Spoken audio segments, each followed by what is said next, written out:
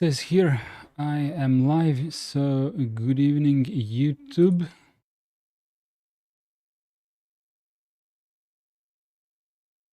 Okay, says here I'm live on Twitch as well, so good evening, Twitch as well. Okay. While you guys are gathering up, I am going to prepare my chat windows. Pop one chat out. There we go. Let's go to Twitch chat. Twitch chat. Pop out. Oh, that was interesting.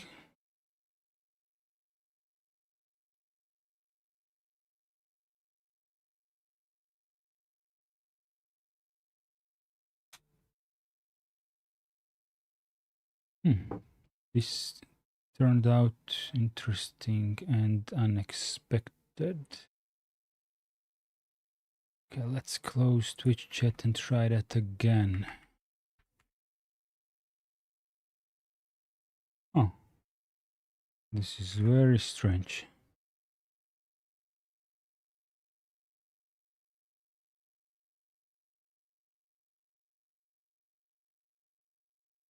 Okay. Okay, now it's fine. Now it's fine. Pop out the chat. Put it there. Good. Good. I'm happy about this.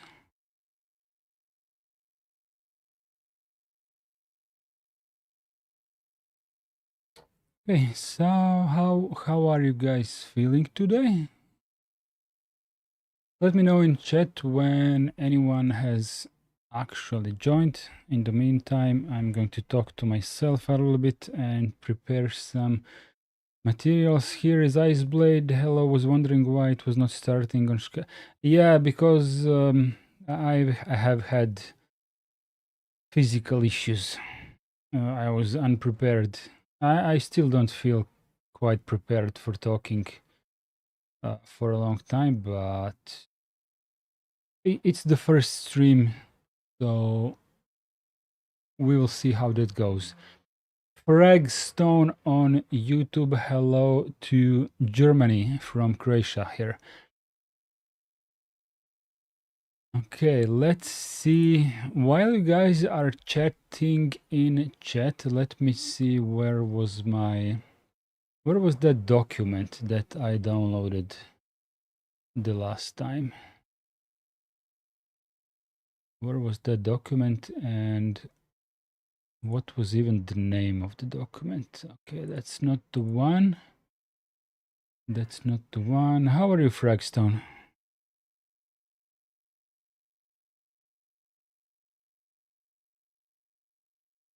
Okay, let me see. Zero prep. Yeah, zero prep. Exactly that.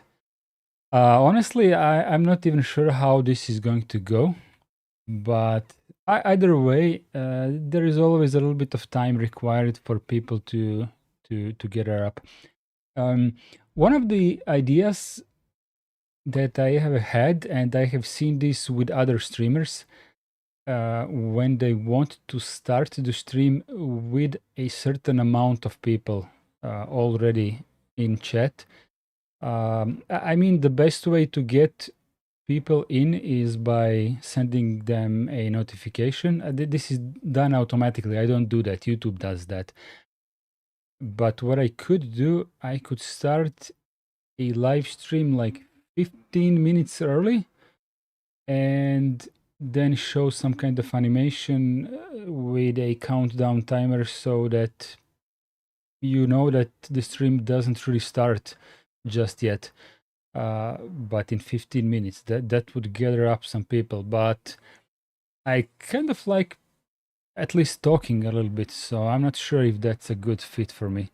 It's going to go badly like always. Yeah, that's fine. That worked well today. You know, you mean the thing that I didn't do?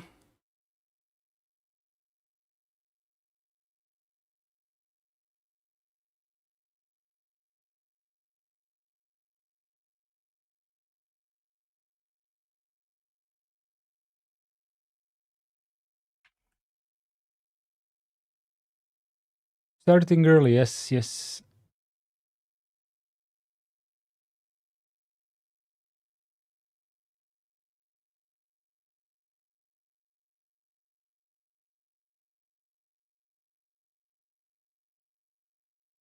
So it was Modern C by Jens Gustedt or something like that.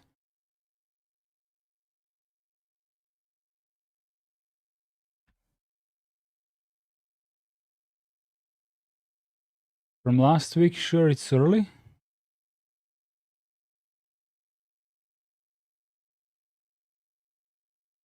The free version of this edition is available on this address. I have already downloaded this for sure. Maybe it's in my download folder.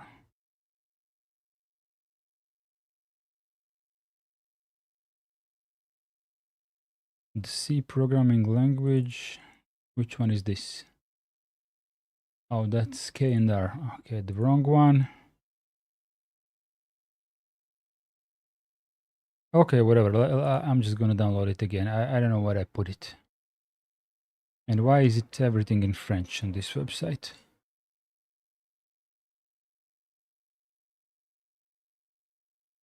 Version 2 from 2 years ago. Where's the download button? I know that you can't see what I'm doing. That's by design. Where is the download button? Is this a download button? No.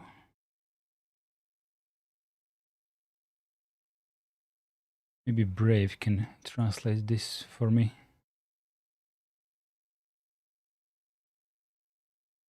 Which C standard edition did you download? You mean the book? I went for that other guy that Claude recommended the last time.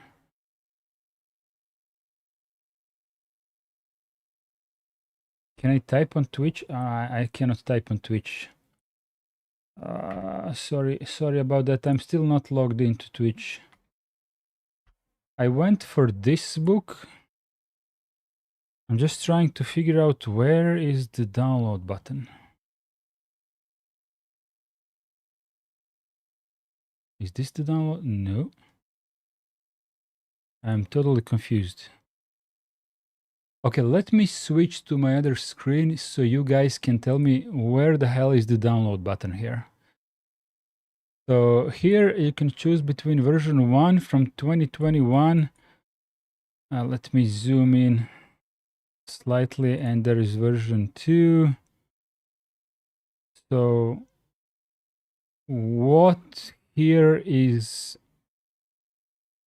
the download button? I mean, it's already open. Maybe I can just download it here from the PDF viewer. Modern C. Downloads, desktop. Maybe I didn't download it. It's embedded. I know it's embedded, but I didn't want to read the embedded version. Ah, here it is. Here it is, main file, but that's the same button as this one over here. There's one button here. Okay, never mind. Let's minimize this and go with this here and close this here. Maybe put it here, and for sure we will need one terminal at least. CD programming something.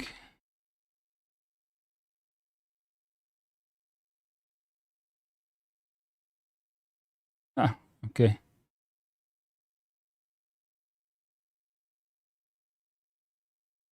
So which standard?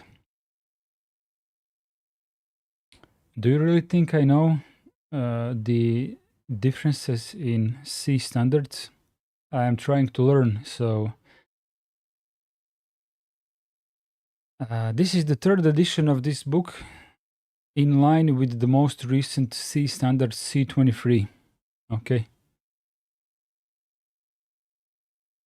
I mean, I don't mind the book covering the newer ways of doing things, but from what I know about C, if I know anything, is that it didn't change all that much compared to, I don't know, Rust. You know, Rust is changing to some breaking points, while C is just like refinements, right?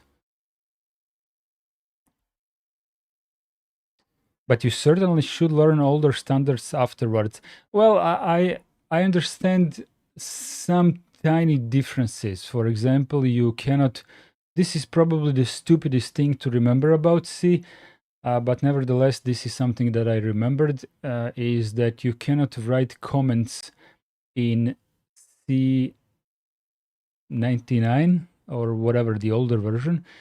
The older versions didn't support double forward slash for comments, but instead you had to use the asterisk slash for the beginning and the end of the comment.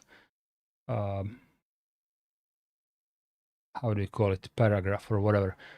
And it's definitely convenient to write small comments with double forward slash.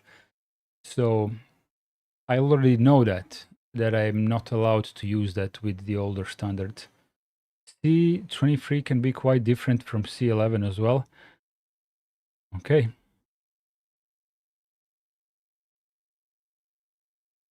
Ozark, welcome in. Every comment is a failure to write clear code.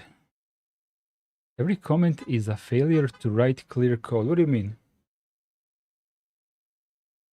You mean write clear code? I'm not sure if I would agree with that. Eventually, your code is going to outgrow your own capability to remember every little single thing that you've wrote on your own. You know, so when you backtrack somewhere and you open up some part of your own code, I think it will be helpful if you write clear comments on your own code for your own good. Maybe writing really clear code could replace comments, but I don't know. I think comments are good overall. Let me just check which. I think the previous book was C17.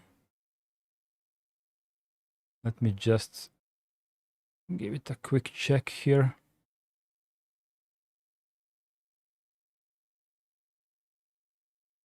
Where does it say that?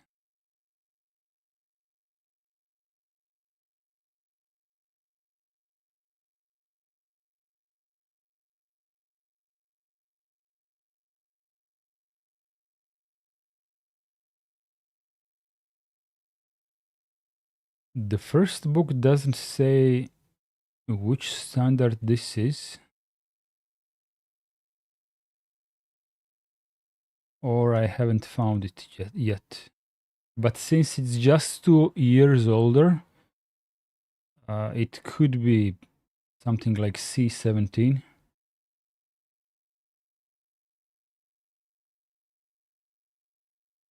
Yeah, but what Iceblade just wrote is not different from what Ozark wrote. You guys wrote the same thing.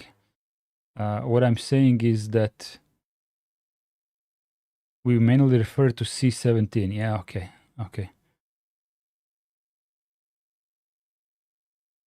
What I'm saying is that why not put comments if you have the ability to put comments?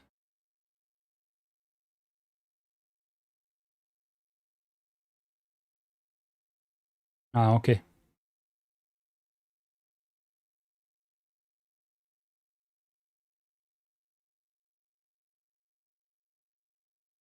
Okay, contrary to reading just a couple of paragraphs of the LPIC lessons, this book actually has, like any other book, an introduction. So if it seems that I'm reading stuff that really feels like a waste of time. Although I should be able to detect this on my own, just stop me so we can skip what really feels like a waste of time.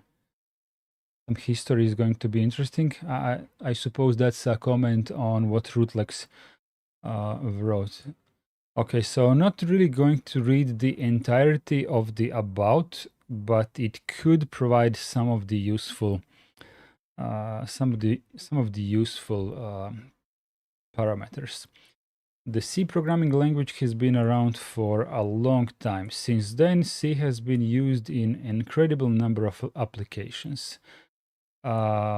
Okay, so C is literally everywhere. We already know that. In the contrast to the ubiquitous presence of C programming and systems, good knowledge of and about C is much more scarce.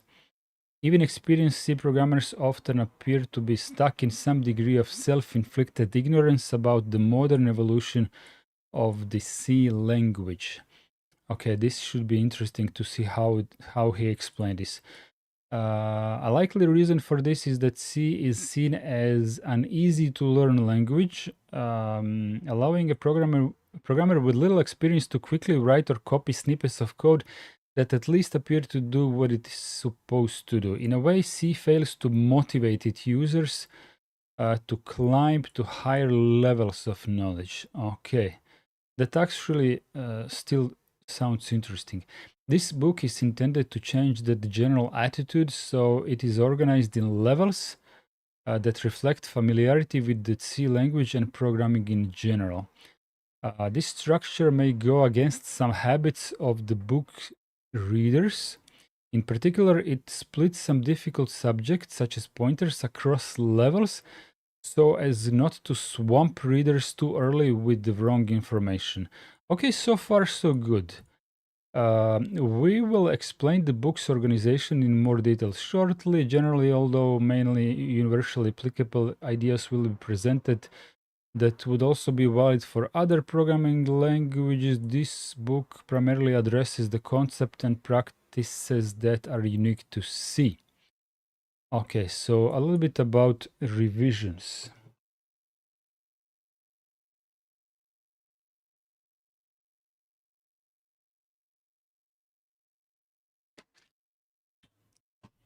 Iced coffee. As the title suggests, today's C is not the same language as the one originally designed by its creator. Okay, this is something that I am willing to understand into a bit more depth, and apparently Rootlex is going to help because up until today, my opinion was that C didn't really change all that much. More like it was. This is not the fact. This is what I thought was the fact that C was only slightly refined over time. So I'm eager to find out how wrong I am. Right from the start, C has been in continuous process of adjustment and improvement. Usually, early C is referred to as K and R C. After the first book that made the language popular, since then it has undergone an important standardization and extension process. Now driven by the International Standards Organization, this led to the publication of series of C standards in 89, 99, 11, 18, and 24. Commonly referred to these standards titles.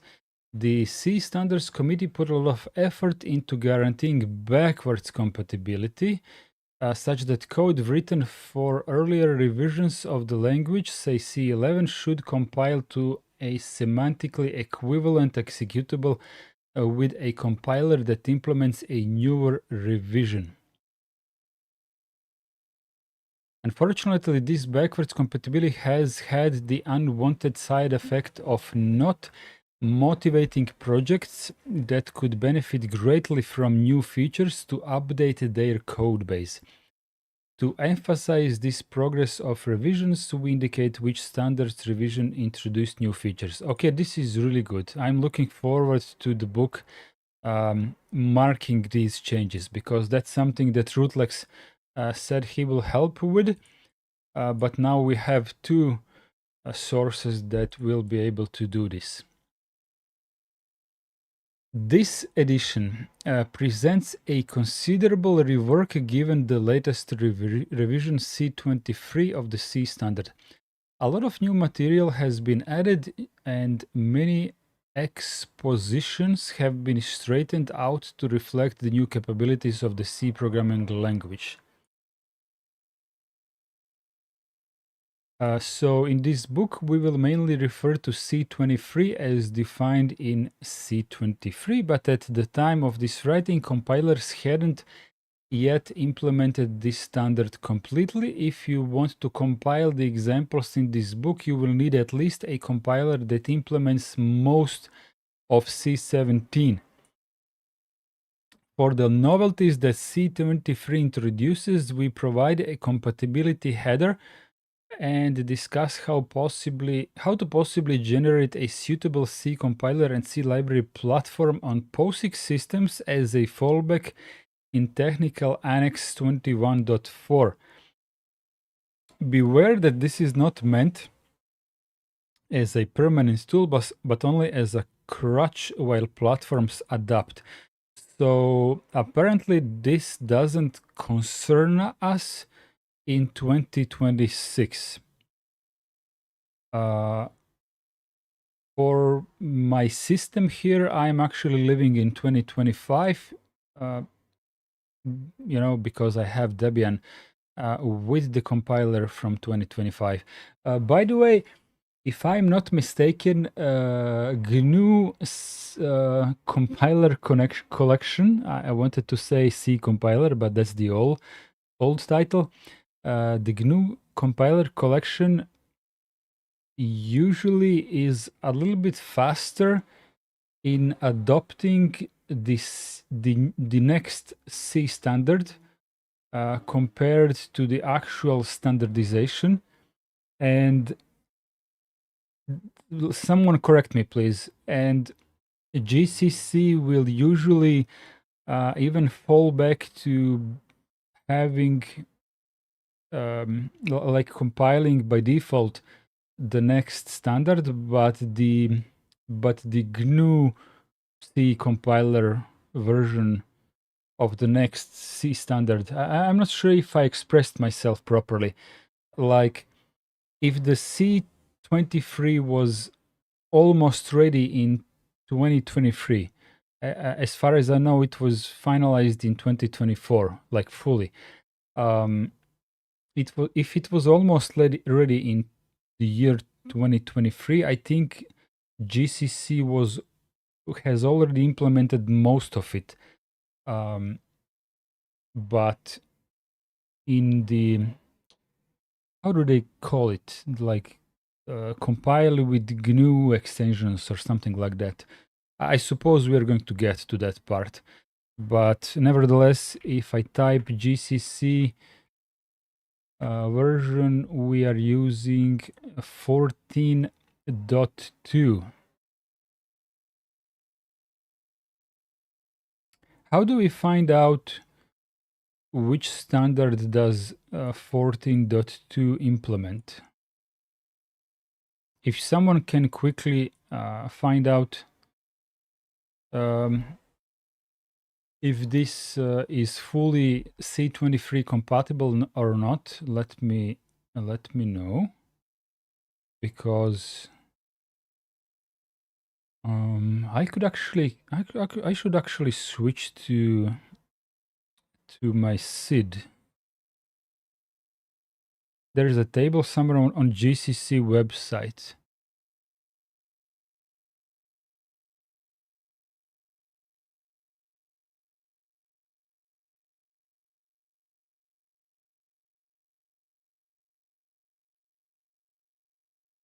Standards. Let's go with this.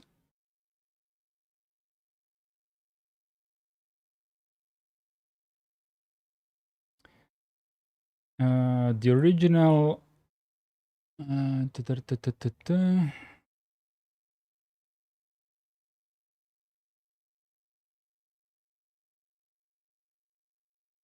fifth version of the C standard, known as C23, was published in 24. While in development, drafts of this standard version were referred to as C2X. Support for this is enabled with -std equals C23. But that's not exactly what I was looking for.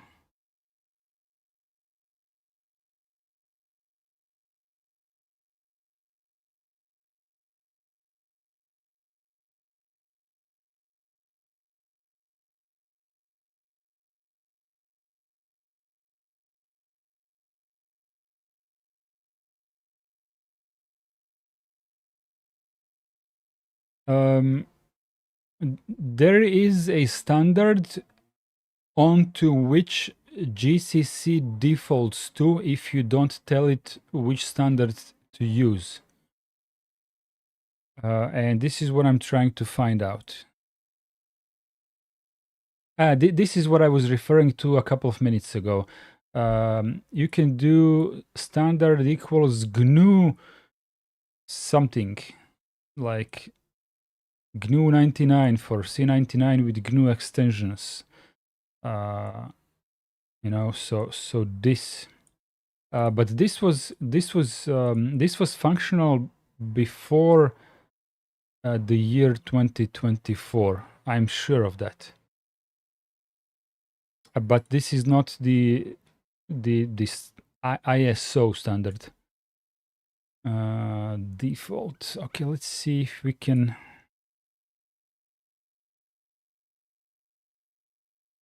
The default, if no C language dialect options are given, is GNU 23.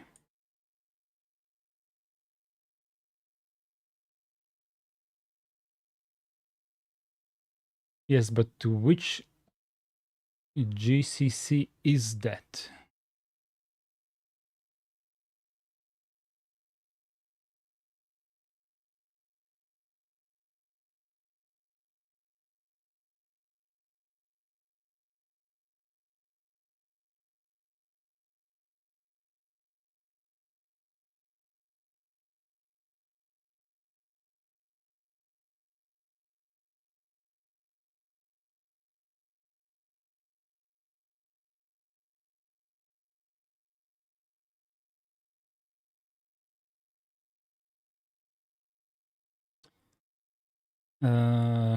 GCC 14.2.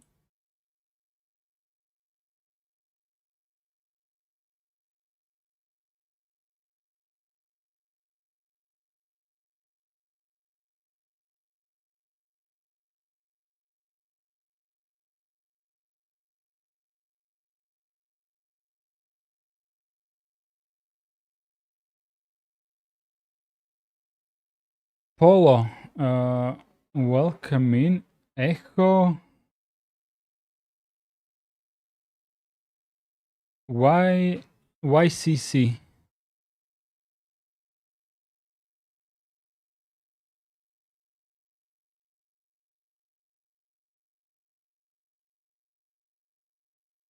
Okay. I didn't even know that that's the I posted a link.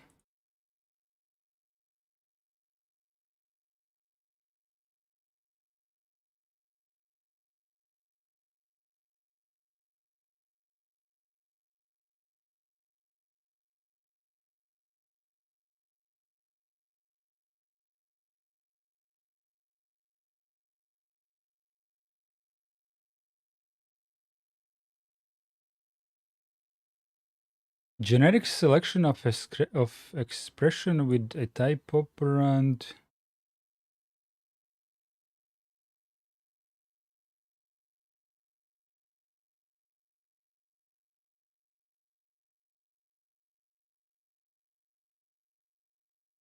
GCC has support for ISO C23, the 2023 revision published in 24. C23 mode is the default since GCC 15.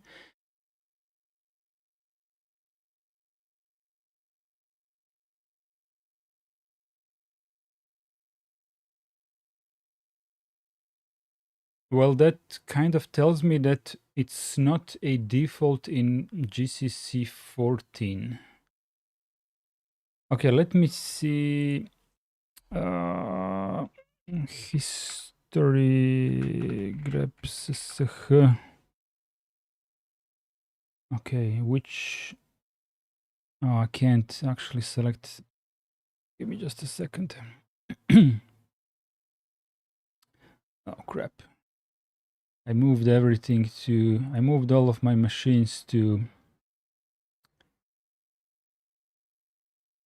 Proxmox. I have to access them in a different way now. LPIC demo. Okay, 235 is the IP address.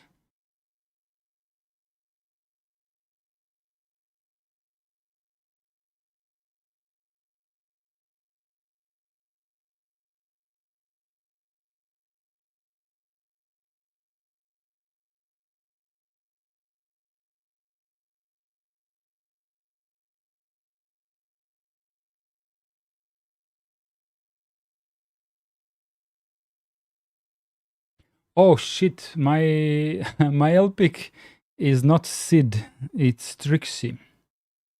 Most of the stuff is already supported in 14.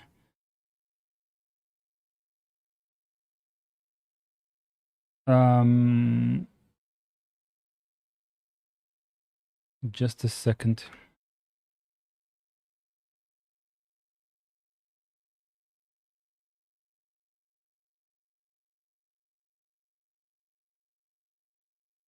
No. Search for Trixie, replace Porky. Crap. What am I doing? Porky, replace... Oh, for fuck's sake. Search, replace Trixie, replace with Porky. Yes, finally. Okay. What are you doing? Upgrading. Why not? You don't want me to upgrade while reading this document? Or do you want me to pull GCC from backports or something?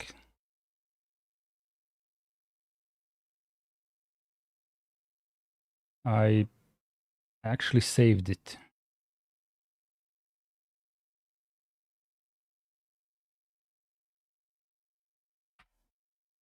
I know you said GCC is fine, but the GNU website says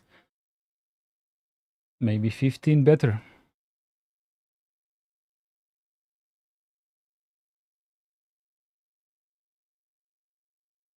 I don't have backports here. Select. Okay, whatever. For next time, I'm going to upgrade to 15. But this would have been finished in a couple of minutes anyway, while I am reading this, so no big deal.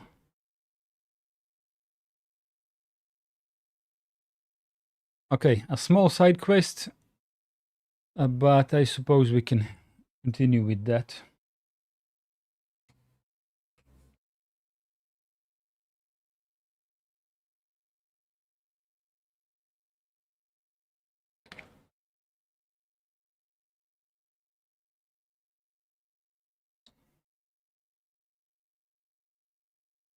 Let's just do what Paulo wrote, just to see what it says.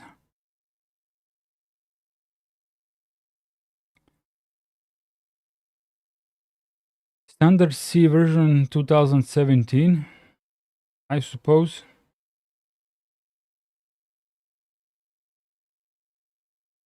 The result of the echo commands that Paulo wrote. It just doesn't do that by default, but that's not a problem.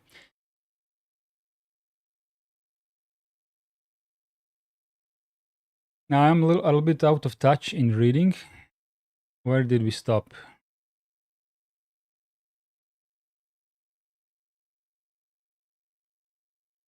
Here. Okay, C and C++. Command worked when misspelled. It's not misspelled, actually. It works with CC. I tried it already. Where was it? I typed CC somewhere to test it. I don't know where I typed it. I typed it somewhere.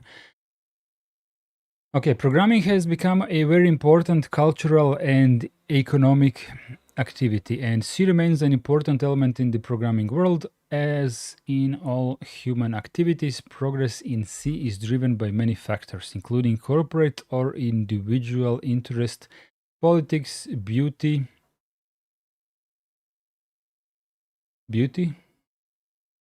in C programming. Okay. Logic, luck, ignorance, selfishness, ego, sectarianism, and add your primary motivation here. Thus, the development of C has not been and cannot be ideal. It has flaws and artifacts that can only be understood within their historical and societal contexts. An important part of the contents in which C developed was the early appearance of its sister language, the C++. One common misconception is that C++ evolved from C by adding its particular features. Although this is historically correct, C++ evolved from a very early C. It is not particularly relevant today. In fact, C and C++ separated from common ancestor more than 30 years ago and have evolved separately ever since. But this evolution of the two languages has not taken place in isolation. They have exchanged and adopted each other's concept over the years. Some new features, such as the addition of atomics and threads, have been designed in close collaboration between the C and C++ standards committees. Nevertheless, many differences remain, and generally all that is said in this book is about C. Many of the code examples will not even compile with a C++ compiler, so we should not mix sources of both languages. So takeaway number 1. C and C++ are different. Don't mix them. And don't mix them up. Follow. Okay. Note that when you are working throughout this book, you will encounter many lines marked like that one. These takeaways summarize features, rules, recommendation, and so on. There is a list of the takeaways at the end of the book, which you might use as the cheat sheet. So the requirement to be able to profit from this book, you need to fulfill some minimal requirements. If you are uncertain about any of these, please obtain or learn them first. Otherwise, you might waste all of time. First, you can't learn a programming language without practicing it, so you must have a decent programming environment at your disposal, usually a computer, and you must master it to some extent. This environment can be integrated, an IDE, or a collection of separate utilities. Platforms vary widely in what they offer, so it is difficult to advise on specifics. On Unix-like environments, you will find editors such as Emacs and Vim and compilers such as GCC and Clang, or as I like to read this, Slung.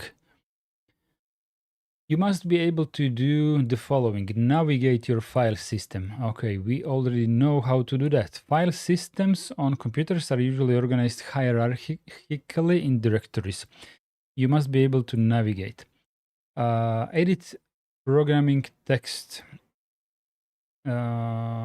Okay, we don't really need to read this. It might highlight some keywords or help you indent code according to the nestness of the brackets. Okay, so that's code highlight. You must be able to execute a program. The programs you see here are very basic at first and will not offer you any graphical features. They need to be launched in the command line. Okay, compile programming text. Some environments provide a menu button or a keyboard shortcut for compilation. Okay, so that's up to you how you're going to do that. Apparently, I'm going to just use the terminal and the GCC and the basic editor. If you have never programmed before, this book will be tough. Knowing some of the following will help. Basic. Historical revisions of C. C++, Fortran, R. I'm not sure why is R here, but interesting nevertheless. Bash, JavaScript, Java, MATLAB, Perl, Python, whatever. So any kind of programming experience helps. But perhaps you have had some other programming experience, maybe even without noticing. Many technical specifications actually come in some sort of specialized language that can be helpful as analogy. HTML, stuff like that. You should have an idea of the following concepts. Variables. Okay, we already know this. So named entities that hold the values. Conditionals, doing something or not, subject to a precise condition. Iteration, doing something repeatedly for a specific number of times or until a certain condition is met. Okay, so ifs, for loops, stuff like that. Source code. Many of the programming code snippets presented in this book are publicly available. I'm going to click on this. Yes, this page doesn't exist. Okay. This allows you to view them in context and to compile and try them out. The archive also contains a makefile with a description of the components that are needed to compile these files. Mind you, Iceblade, this book is only 2 years old, so it's kind of interesting that this link is broken. It is centered around Linux or more generally POSIX systems, but it may also help you to find out what you need when you are on a different system. Archive.org may help. Yes, I actually believe that this URL still exists, but maybe it has changed slightly. So you have to navigate throughout the web page in order to reach this particular document with examples. But I don't think we really need it. HAL 033455464.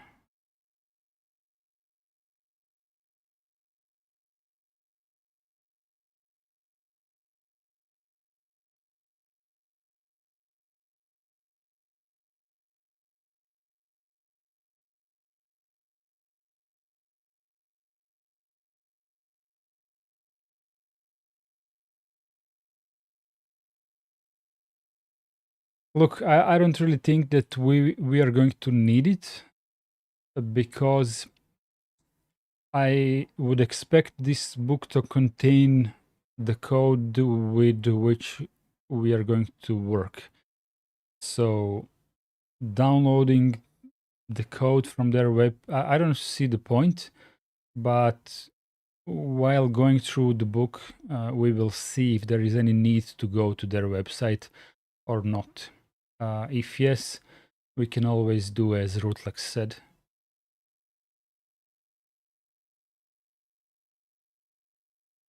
Exercises and challenges.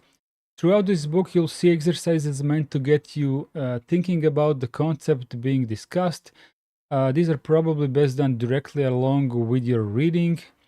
Then there is another category called challenges. These are generally more demanding. You will need to do some research even to understand what they are about, and the solution will not come by on its own.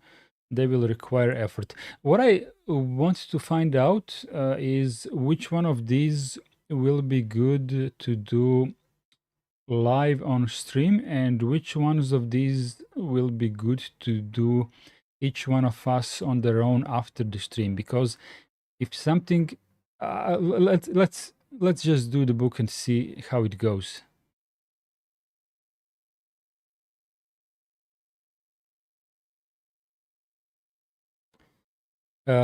Challenges will take more times, sometimes hours, or depending on your degree of satisfaction, maybe even days. The subject covered in these challenges are the fruit of my own personal bias towards interesting questions from my personal experience. Yeah, Iceblade, all good. If you have other problems or projects in your studies or work that cover the same ground, they should do equally well. The important aspect is to train yourself by first searching for help and ideas elsewhere, and then get your hands dirty and get things done. You will only learn to swim if you jump into the water. Okay. Just a very small addition from my own tiny experience. It's not that I didn't do any programming. I have programming experience in my past, but it's very scattered about throughout many years. And I did learn something that seems like a good takeaway uh, for this final attempt to learn programming properly. When I was a kid, I was self-taught in Amiga Basic. That's the only thing that I had access to. So naturally, that's what I tried to learn. I didn't have any book, so the way I approached it, I kind of loaded the program and tried my luck into finding out how to do something from nothing. So that didn't work out all that well, but it did learn me it did teach me a little bit of patience and digging around the built-in manual into the program, which was quite shit at the time because it was like on one floppy, uh, but all good. uh, Later in the high school, that was all bullshit mostly, because what we learned in high school in regards to programming, that was Pascal, or was it Turbo Pascal? Not sure. What we learned there was easier than what I taught myself when I was a kid. So that was a little bit backwards, but it is what it is. And later on, I did make a couple of applications for phones, for smartphones, and those actually worked. And what I learned from that is I also did some LAMP stacks like Linux, Apache, MySQL. But whatever we are talking about, whether you go with PHP and MySQL, or you'd go with some mobile application, or you go with any direction, if you set your goal reasonably reachable, so to speak, if the tree is too high, you just cannot reach it. But if it's just slightly out of reach, you might be able to find your way to climb. And the thing that I learned the most is stick with it. If you stick with it long enough, you will not sink, as it says here, jump into the water, right? School probably tried to teach basics. Um, the school, well, I'm not sure how old is Polo, or which country is he from, because different countries, different school programs. But I was born in 1981, so that could possibly put me into the how do I put it? My daughter is 7th grade right now, and already the last year she was learning Python in school. Um, what I'm trying to say is that computers overall were put in schools a lot later uh, in the age of the student when I was a kid than they are today. That's what I'm saying. So today things are taught in school much earlier. So that kind of played the role there, because when you start learning programming in school, it's always basics. But the fact that we learned the basics in the 3rd grade of the high school, that's when programming classes started, you know.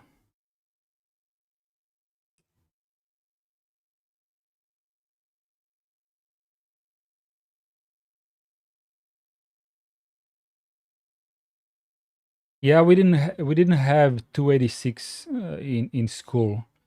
The first computers we got in school were a lot newer than that. I'm not entirely sure. I would dare to say Pentium class.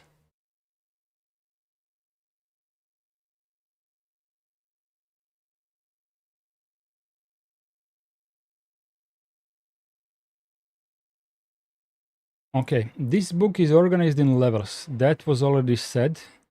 Uh, oops, I accidentally clicked on a link and I didn't even know that it was a link.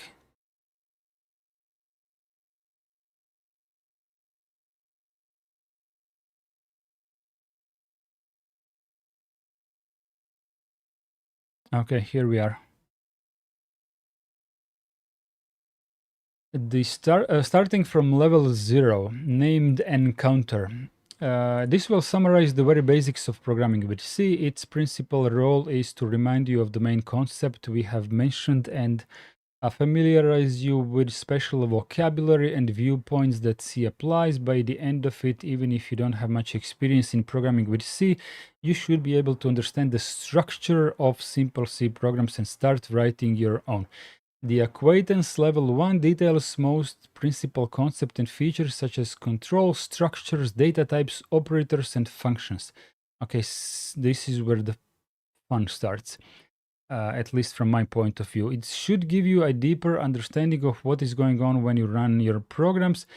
This knowledge should be sufficient for an introductory course in algorithms and other work at that level, with the notable caveat that pointers are not yet fully introduced. The cognition level 2 goes to the heart of the C language. It fully explains pointers, familiarizes with C memory model, and allows you to understand the most of C library interface. Completing this level should enable you to write C code professionally. It therefore begins with an essential discussion about the writing and organization of C programs. I personally would expect anybody who graduated from an engineering school with a major related to computer science or programming in C to master this level. Don't be satisfied with less.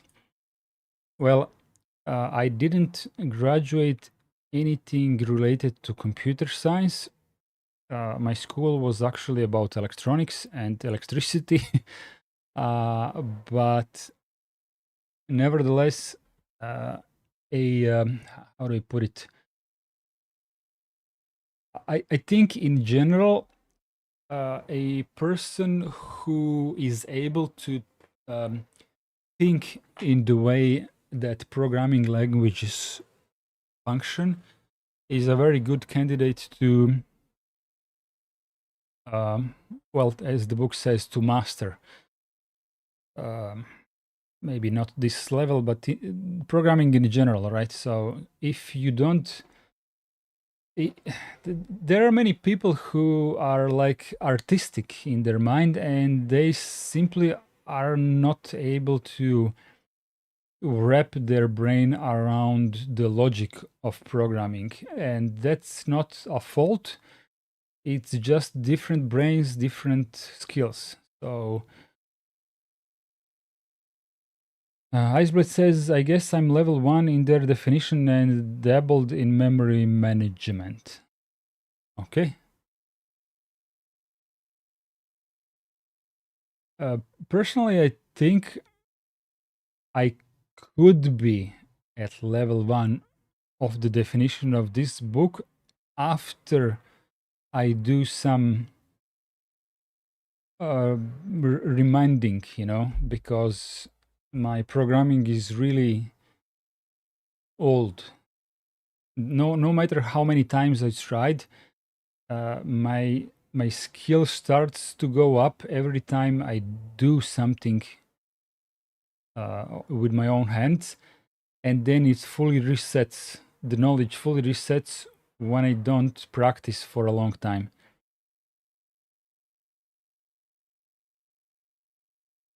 Don't watch my GitHub. Some of these things are Claude. Some of these things are Claude. Some of these things are what I did, but don't judge it. Don't judge me by that code, because you will not know what's Claude and what's me. I mean, if you want to know, I will tell you what's me and what's Claude while we go back to Matrix Chat. I'm just saying that not everything there is my own hands.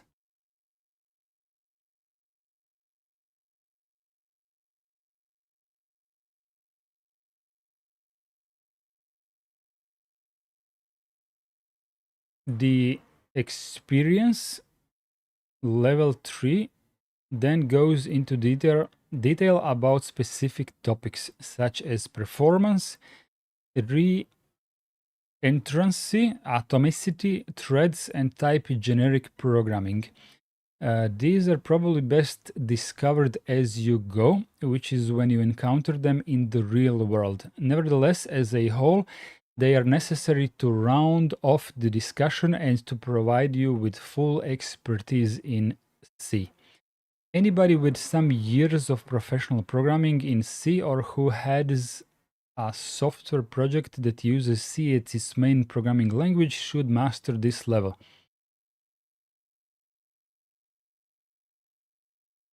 Oh, that, yeah. That one is whatever. That one is whatever. Okay, a little bit about the author here. You can read that on your own if you're interested.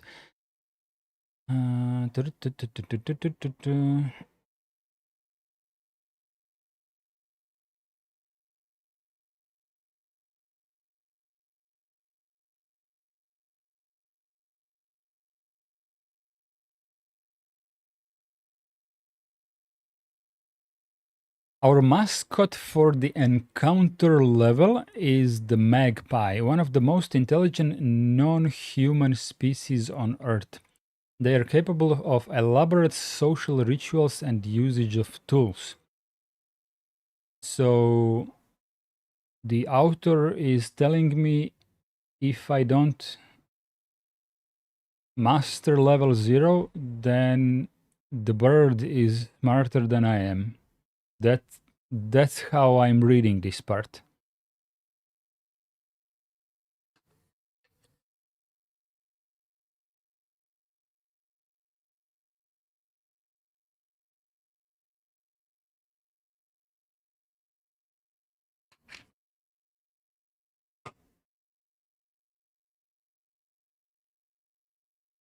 The first level of the book may be your first encounter with the programming language C. It provides you with a rough knowledge of C programs, their purposes, their structures, and how to use them. It is not meant to give you a complete overview. It can't, and it doesn't even try. On the contrary, it is intended to give you a general idea of what C is all about, open up questions, and promote ideas and concepts. These then will be explained in details throughout the book. Magpies are thieves.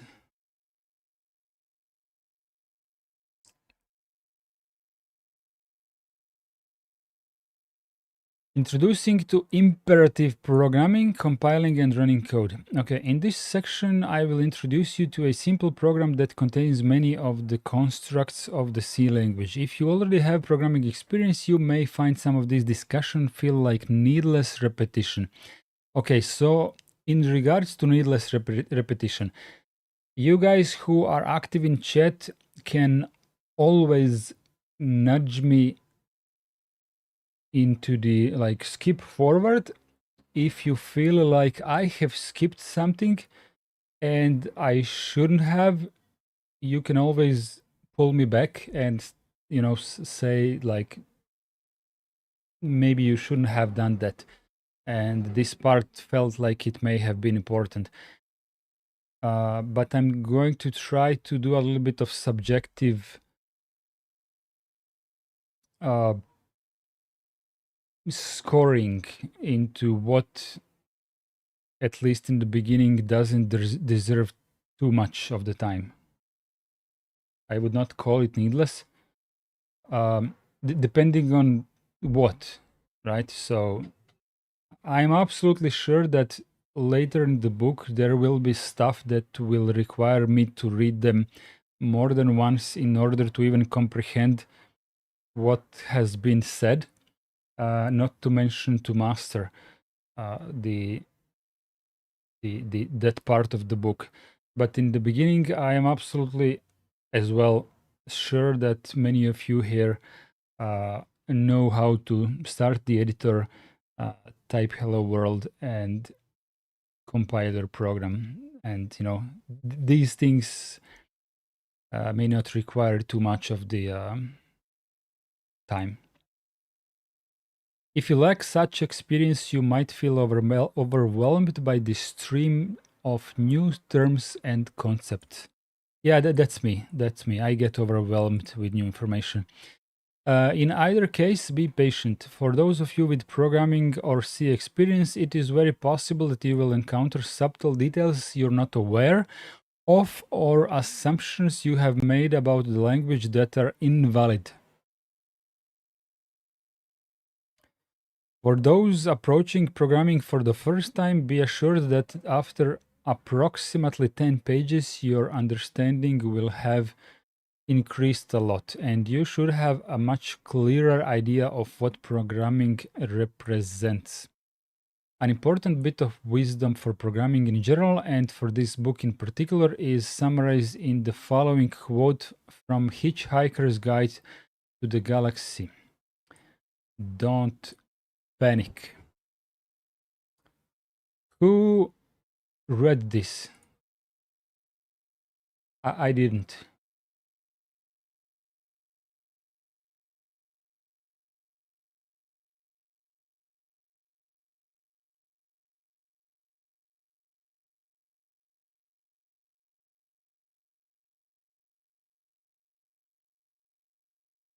It's not worth panicking. There are many cross references, links, and bits of side information in the text, and there is an index at the end. Follow those if you have a question, or just take a break. Iceblade is dyslexic, so I don't read if I get the choose to avoid reading. Oh, that's why you like me to read and you to listen.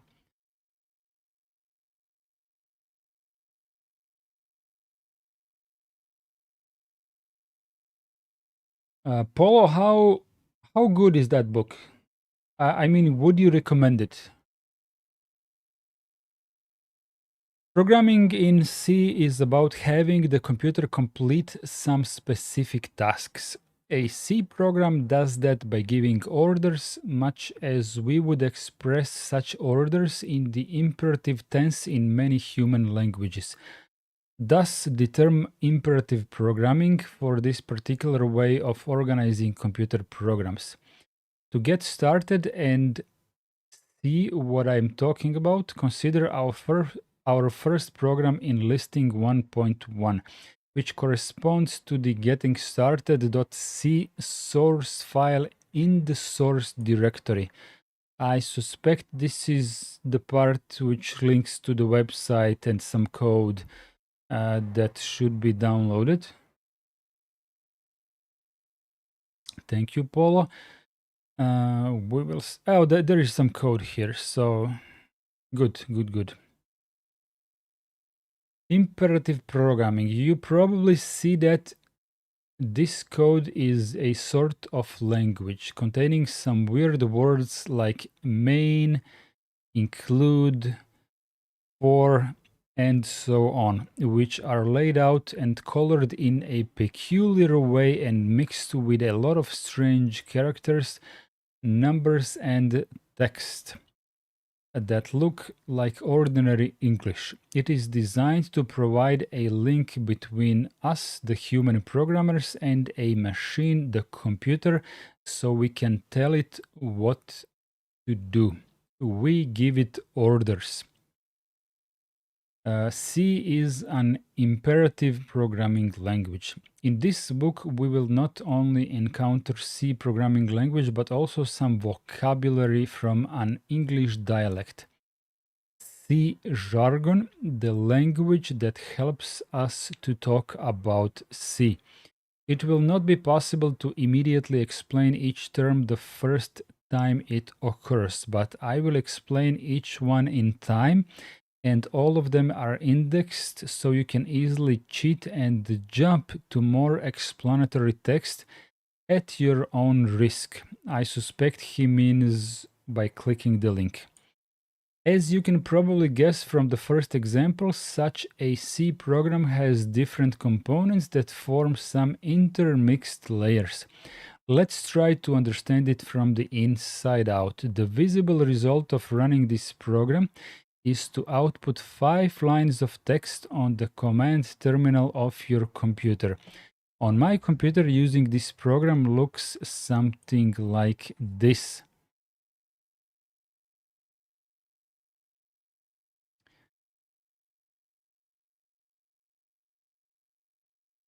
Okay, so the first question already, should I type this into my code editor immediately? And do you guys want to do that as well?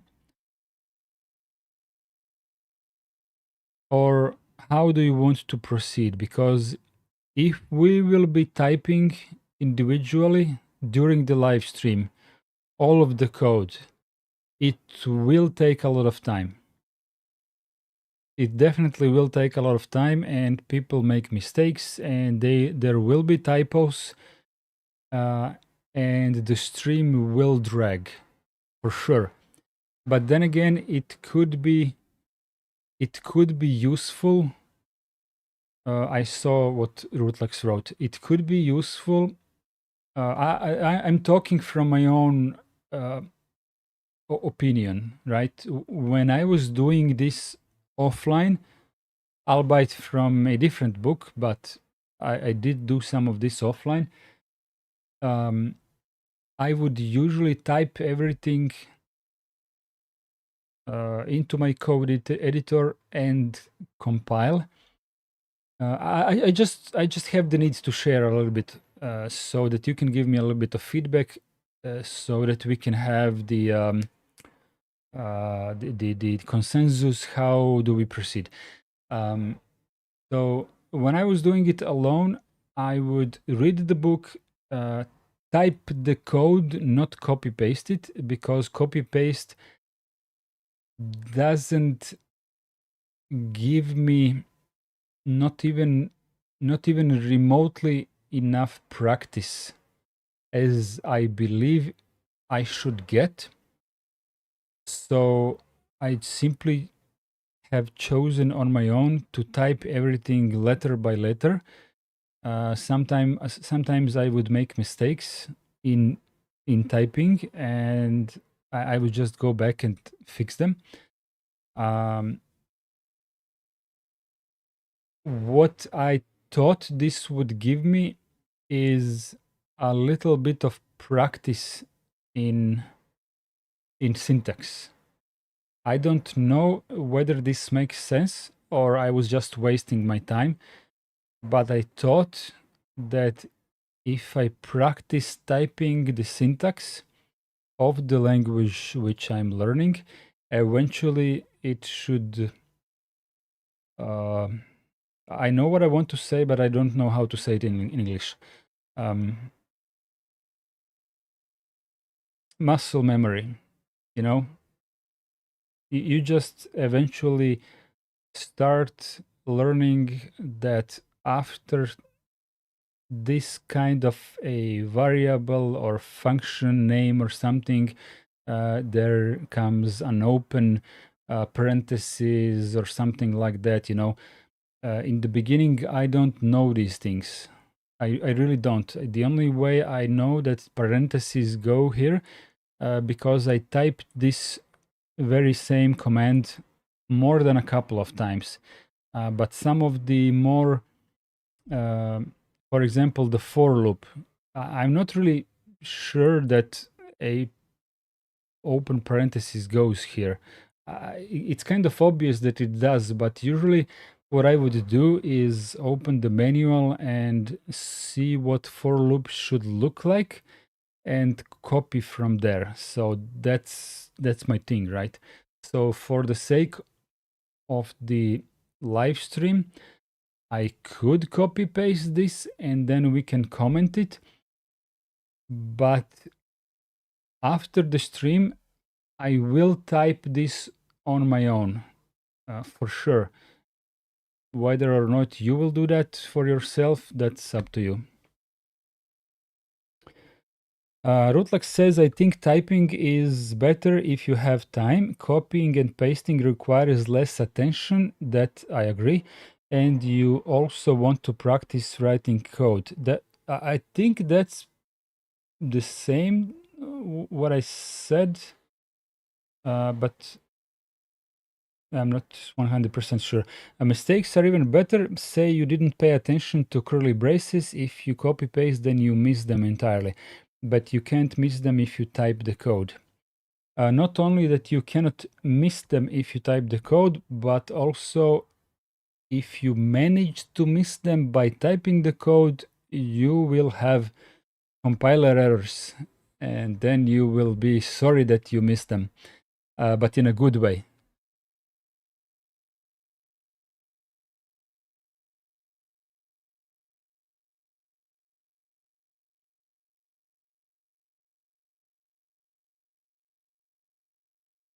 I think Iceblade is trying to tell me that we are not here doing a race, correct?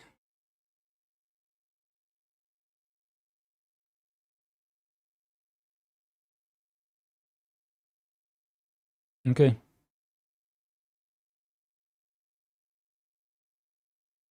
Maybe unused is a standard equivalent of attribute unused.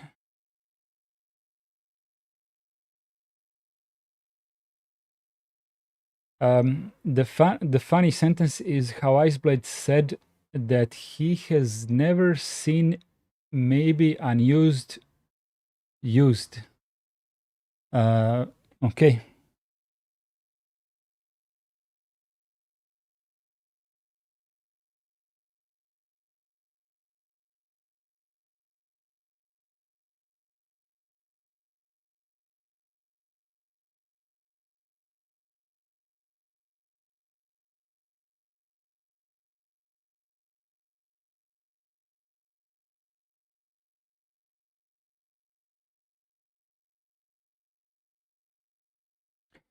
Getting started.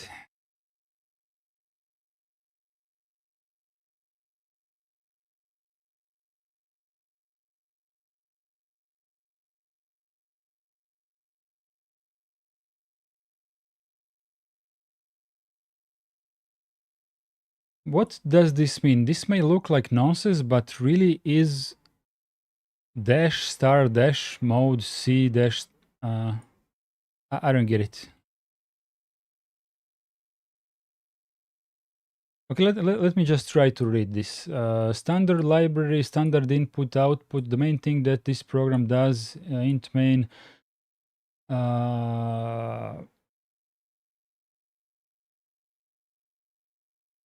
If compiled with all warnings enabled, declared but unused variables will generate warnings. This attribute disables the warning.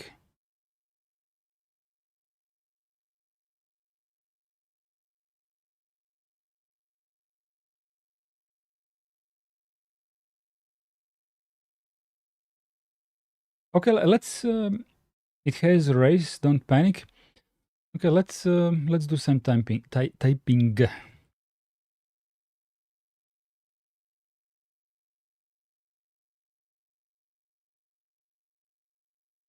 I have a question for Rootlix, and well, actually, for all three of you who are in chat, who are active in chat. Don't need to type line one. Yeah. That's what I started, but actually, I wanted to ask, in general, would you guys be against typing comments with double forward slash? Because this will not compile with an old compiler, or whatever, if you use the older standard, much older standard. Would you? I mean, you can't really force me to code in this way or another, but what is your opinion on using double forward slash instead of the slash star?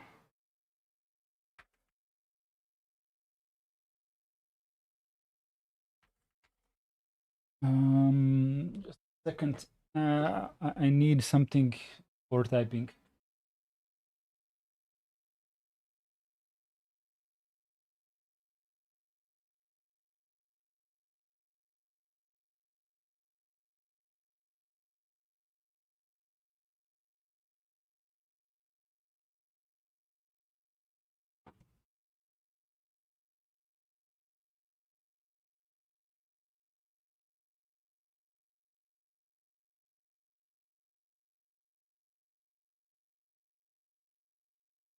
When I type a little bit more, I need something in front of my keyboard to lift my wrists.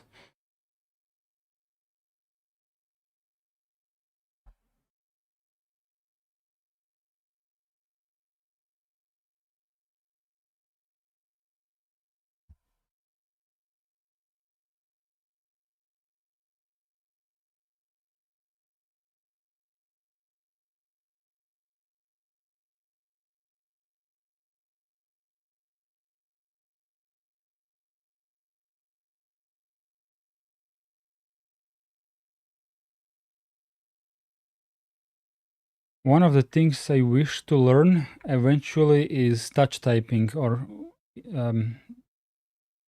I'm fairly good at typing text on the keyboard without looking at the keyboard.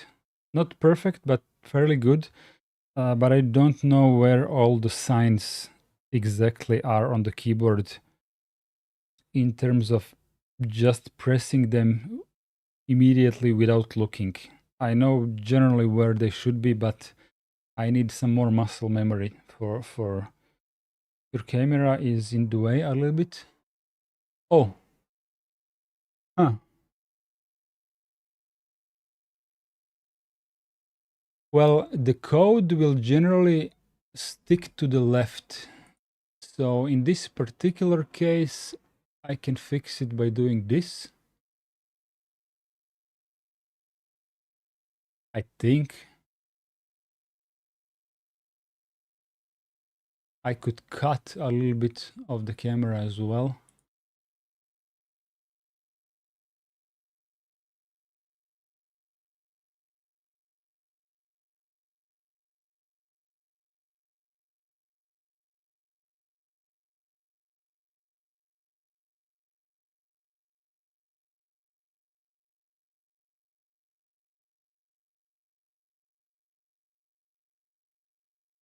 unless you add some white space.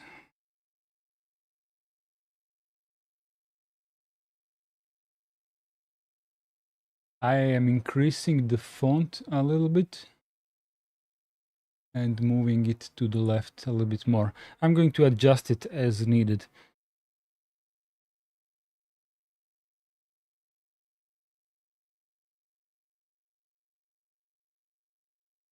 Okie dokie. Int main. So can you remind me, Rutlex, what is it that you said that this book author was doing in terms of syntax? Oh, he was putting a space where that was the pointers, right? He was doing some weird shit with pointers. I remember now. Okay, so we are far ahead of that. But if you notice something that could be written in a better way, let me know. I'm just gonna ignore the coding style for today. I don't have any style. I don't have muscle memory for any style just yet, so I don't know which one. I fought against my own self with this instead of learning programming. Okay.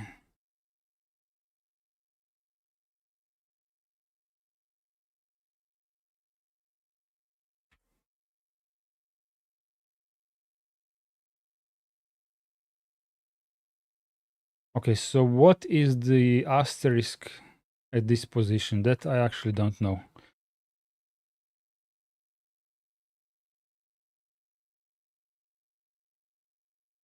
Hopefully the book will explain all of this that I'm typing right now.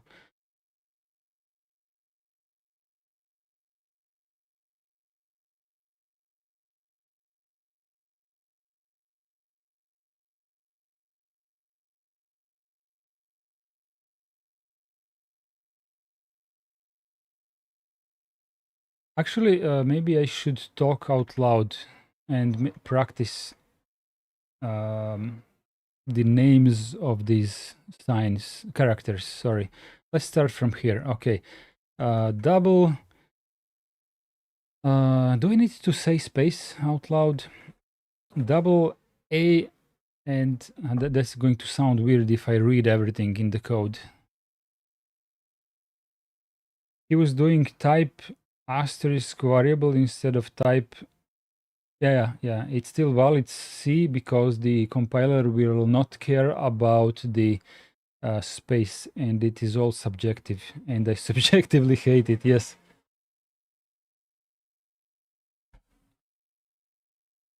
Okay, double A5 inside the square brackets equals open, another open.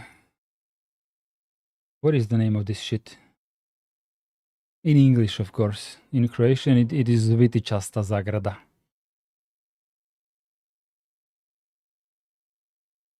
Curly bracket. Curly. Fucking curly words. Sorry for swearing, but I don't know why it takes so much effort to remember the names of the brackets.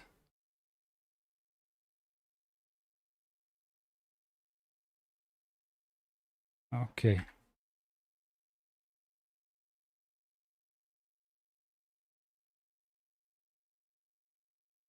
What is double?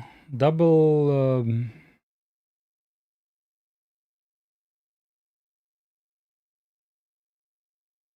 I'm trying to remember because I have. I'm not even sure if that's an integer or a variable. But let's go on. 2.9. 4 in square brackets equals 3 dot e plus 25. Is this the term for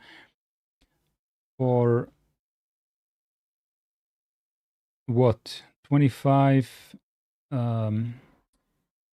places behind the behind the dot, or it's a type for floating point variable. Okay, integer variables exponential scientific notation. Exponential scientific notation. Okie dokie. So it's exponential. Double floating point.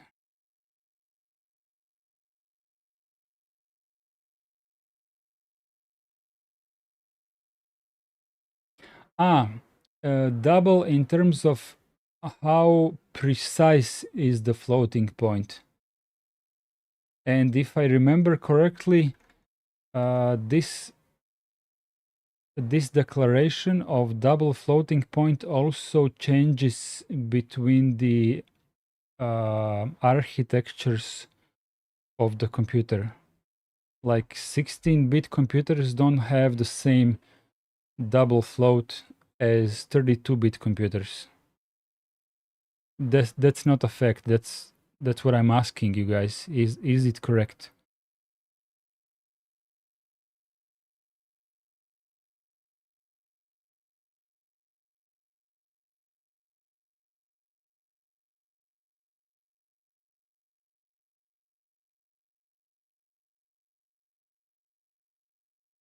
Three equals dot 00007, and then we have closed curly closed with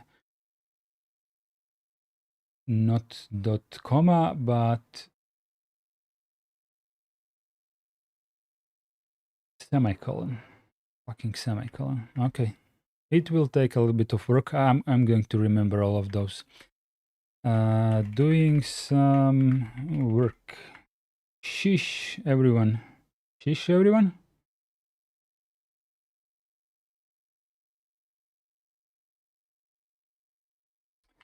For loop.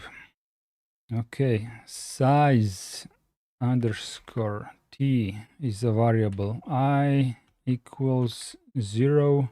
Do I have to put spaces here?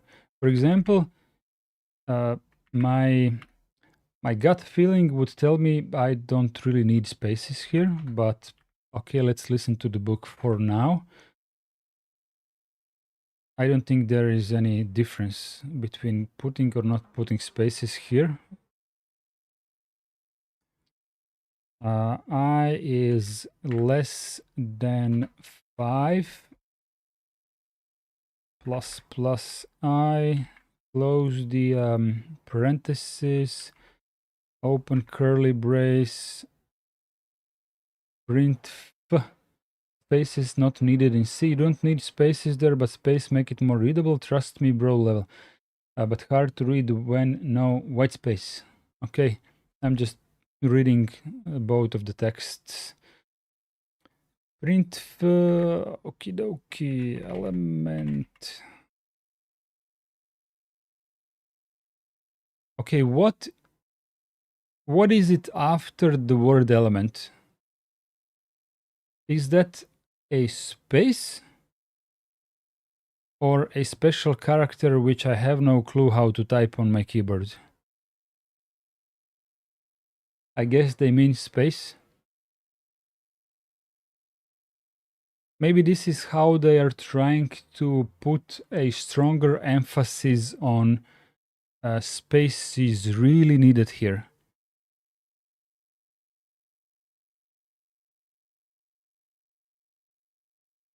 Okay, element percentage ZU is percentage G, comma tits. Why we have tits in our code? I like tits. Square is percentage G, new line. We are closing the reason why I'm stuck, because I'm trying to remember what this character is called. I'm just gonna skip it for now. I mean, skip the naming it out loud. I comma A, capital A, and I inside square brackets, comma, another A says square brackets I.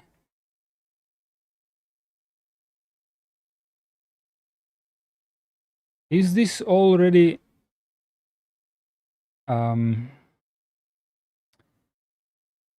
is this already a pointer or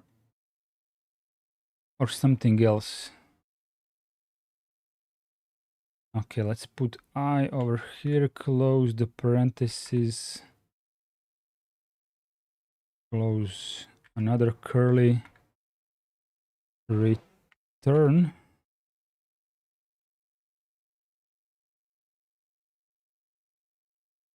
Exit CEST. Seems all good so far. Don't think about that yet.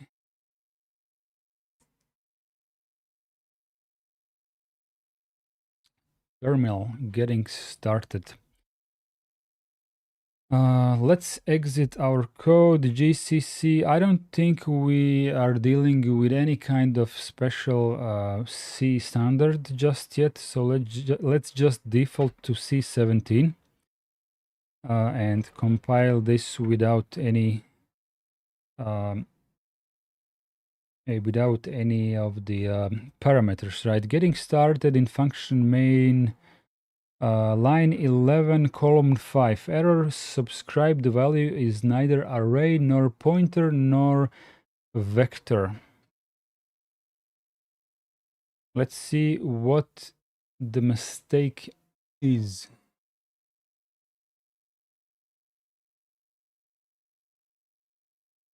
Line 11.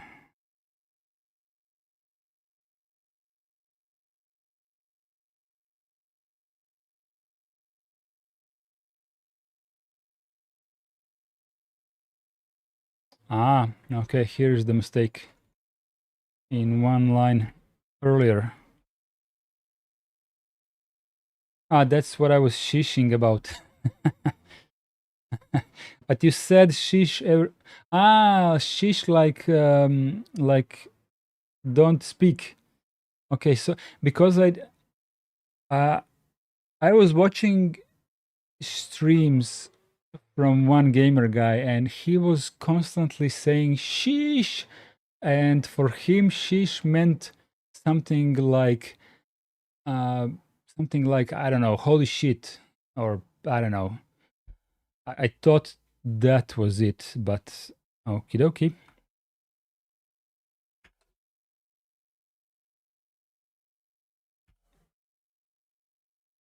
Okay, element 0 is 9. Its square is 81. Element 1 is 2.9. Its square is 8.41.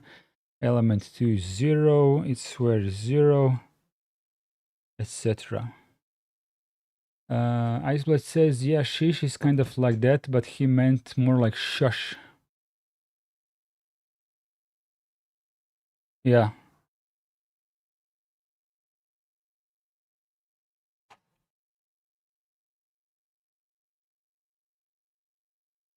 But generally, this was really an honest mistake. But this is something that I was talking about, because there will be a lot of mistakes on anyone, who is not a professional.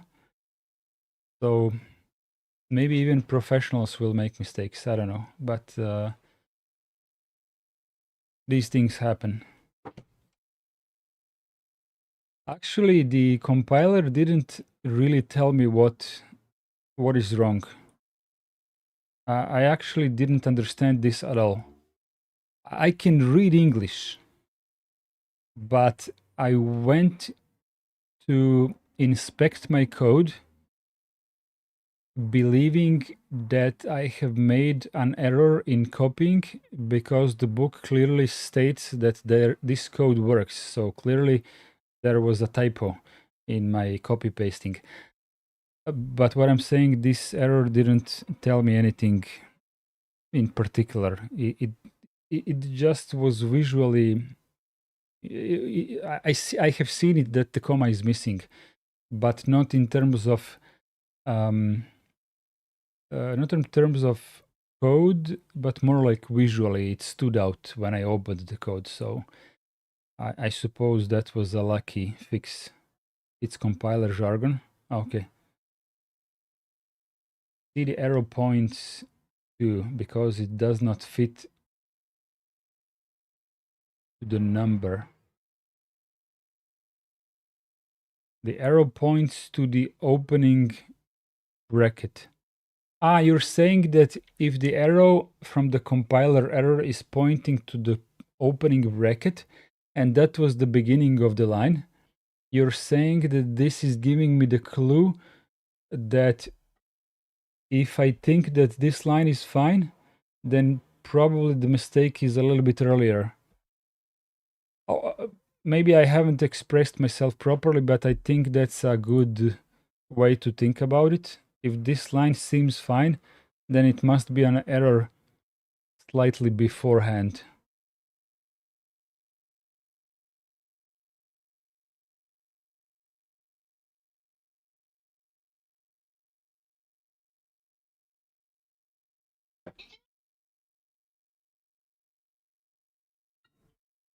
Hello?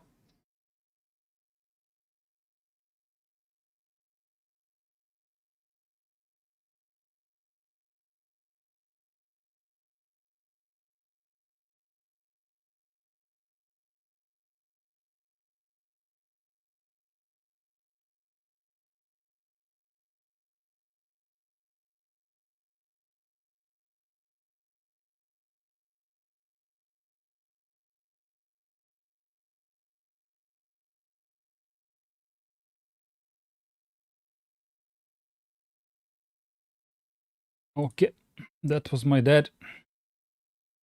We are doing some stuff around the house.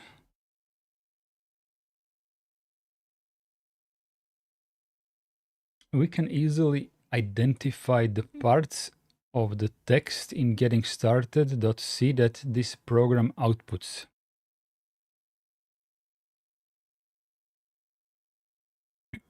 Sorry. Prints in C jargon, the part of line 17 between quotes. Which one is 17?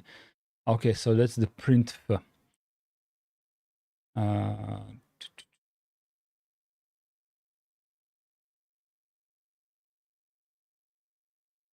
Long version of what I tried to say is you declared A4 as a number without ending it, so it assumed that the opening square bracket was also part of that number, but it is not. Ah, you mean like C compiler doesn't care about spaces, but also doesn't care about new lines. I mean, maybe not everywhere, but in this case, for sure. Correct kind. Yeah, okay.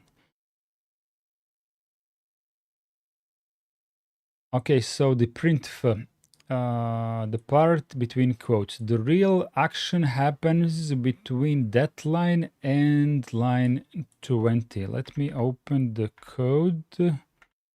Sorry, I meant Emacs. So from here to the end, C calls this a statement, which is a bit of a misnomer. Other languages would use the term instruction, which describes the purpose better. This particular statement is a call to a function named printf.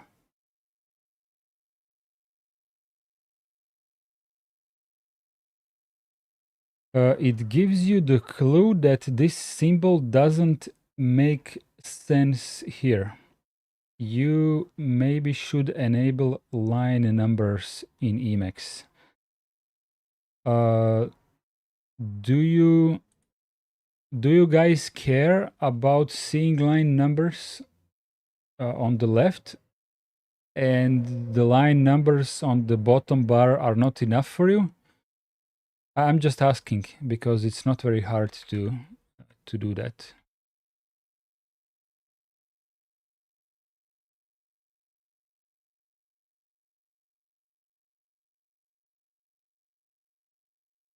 I forgot where it was.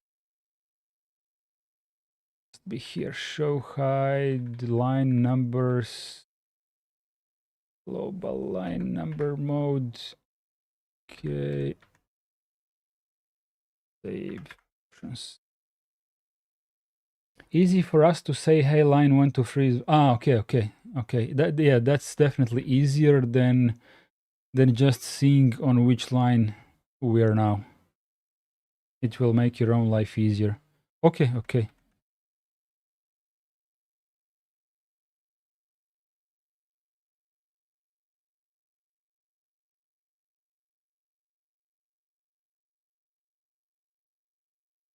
I have also seen some programmers.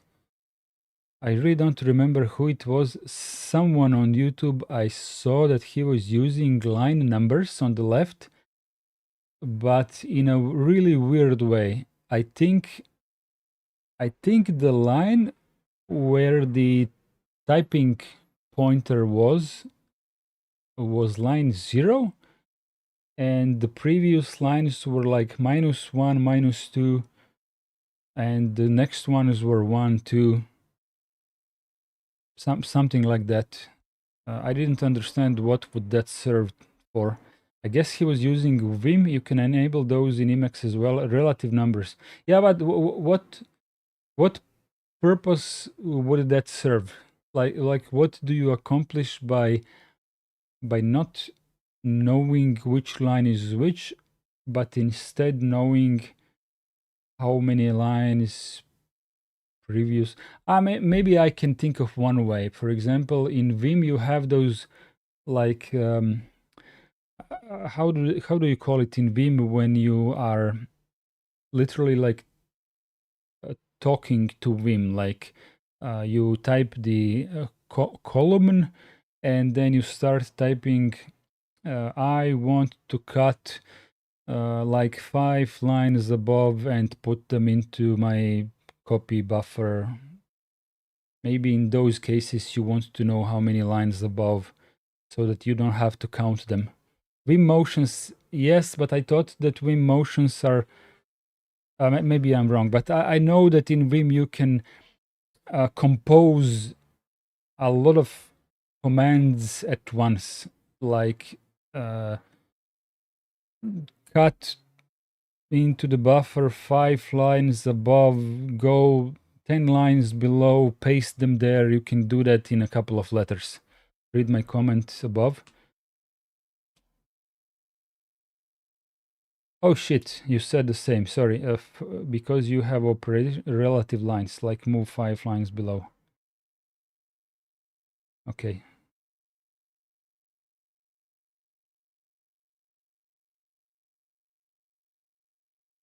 I'm reading what Iceblade wrote. Current line numbers, then plus minus from current line if you want to jump 7 lines up. Maybe Vim is a different way of programmer life, because I am a very basic Vim user in line with, Nano. I don't use Vim. Actually, I don't use Emacs any more advanced than I use Nano. It's just it was just an easiest possible way to get the language server working. It's literally built in without any plugins. You just enable it. You are a VI user yet, not improved level yet. Okay.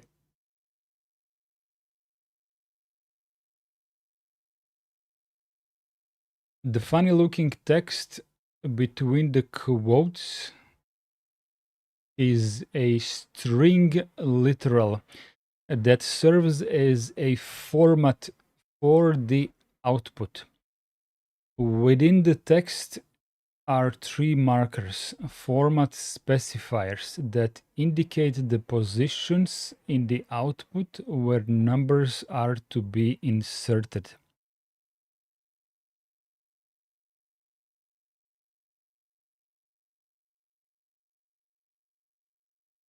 Okay, I stopped because I'm trying to compile the question that I have for both myself and you guys. So I already know what these percentage things are doing inside the printf command. I don't know what G is, I don't know what ZU is, but I know in general what these are served for. So when they say format the output, that part I already know. What I don't know, what I didn't know is that these are called string literals, because when you tell me this is a string literal, I still don't know what this means. This wording isn't descriptive to me. I know what string is, but I don't know what literal means. I know what literally means, but in terms of programming and how the word literal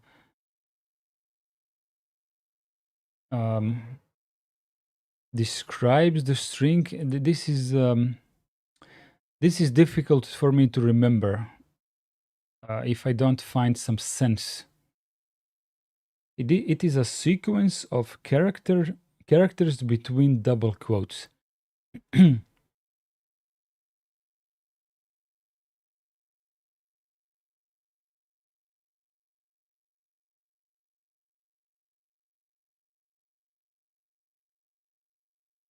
It's also jargon. Say int I is an integer variable, but 5 is a literal integer.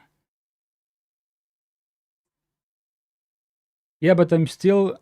We can move on, but what I'm trying to say is that I'm not finding a logical translation of this wording here.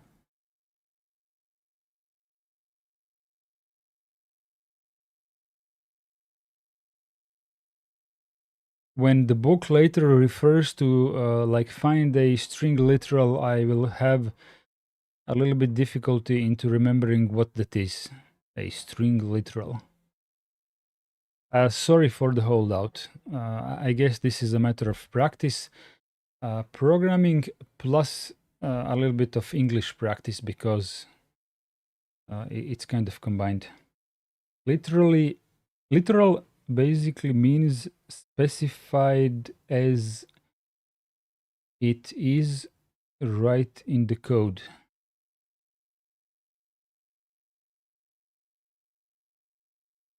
Okay, maybe I am overthinking it too early. These markers start with the % character. This format also contains some special escape characters that start with a backslash, _t and _n.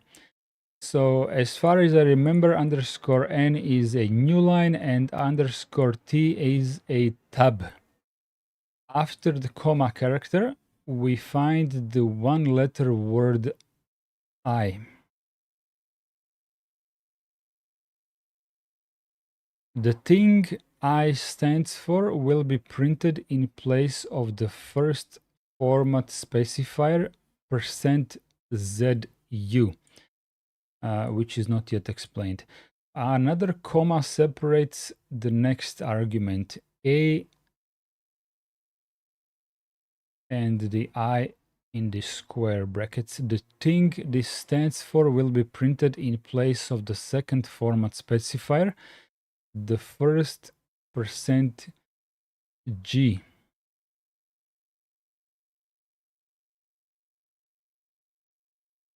Last, again separated by a comma, appears AI asterisk AI corresponding to the last percentage G. Okay. We will later explain what all these arguments mean. So, okay, it's not my time to question that just yet. Just remember that we identified the main purpose of the program to print some lines on the terminal and learned in orders the printf function to fulfill that purpose. The rest is some sugar to specify which and how many numbers will be printed. Remember takeaway 1, don't panic. Iceblade says this is kind of important. I would say like we used printf and it only outputs string of strings, even if it looks like number. I mean, I would say the most important part of this lesson is something that probably we already know, but if we wouldn't know it already, I would say that the most important part is to understand that the stuff under quotes will be printed out, while the stuff under percentage sign will be replaced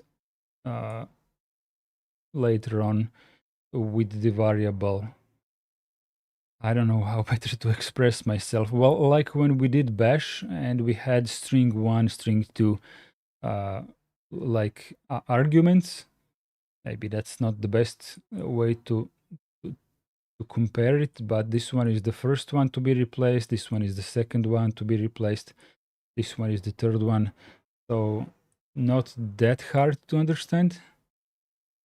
But okay, compiling and running. As shown in the previous subsection, the program text expresses what we want our computer to do. As such, it is just another piece of text that we have written and stored somewhere on our hard drive. But the program text as such cannot be understood by your computer. There is a special program called a compiler that translates the C text into something that your machine can understand, the binary code or executable. What that translated program looks like and how this translation is done are much too complicated to cover in this book. There is a link that leads to page 16, and I will not skip to that. Apparently, we will get there pretty fast. Unfortunately, this book will not be able to explain most of it. That would require yet another whole book. However, for the moment, we don't need to understand more deeply as we have the tool that does all the work for us. So one thing I already know is that it's not just the compiler that is translating C code to something that the computer can understand. As far as I understand, there is two-stage process. One is the compiler, and then comes the linker, or is it the vice versa? But definitely there is compiling and linking going on separately, although it seems like it's just one step.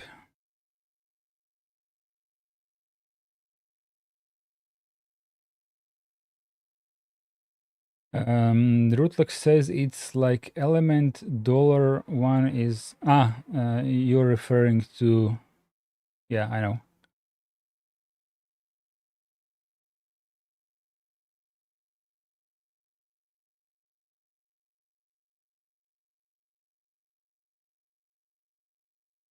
Takeaway, C is a compiled programming language.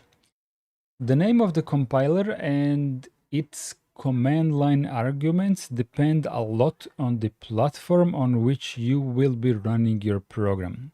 There is a simple reason for this. The target binary code is platform dependent. That is, its form and details depend on the computer on which you want to run it. A PC has different needs than a phone, and your refrigerator doesn't speak the same language as your set-top box from your TV provider. In fact, that's one of the reasons for C to exist. C provides a level of abstraction for all the different machine-specific languages, usually referred to as an assembly language. Iceblade is saying, if I remember correctly, the linker takes the includes and imports and add paths to them, so file can use variables and functions from it, and then turn header file to a compiled file like from H to C.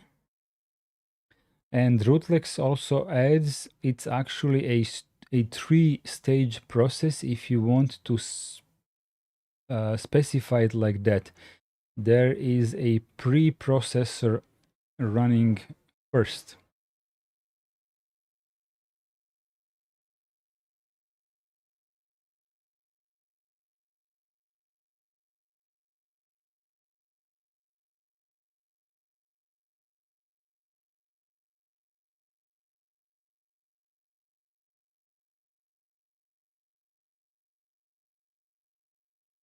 But even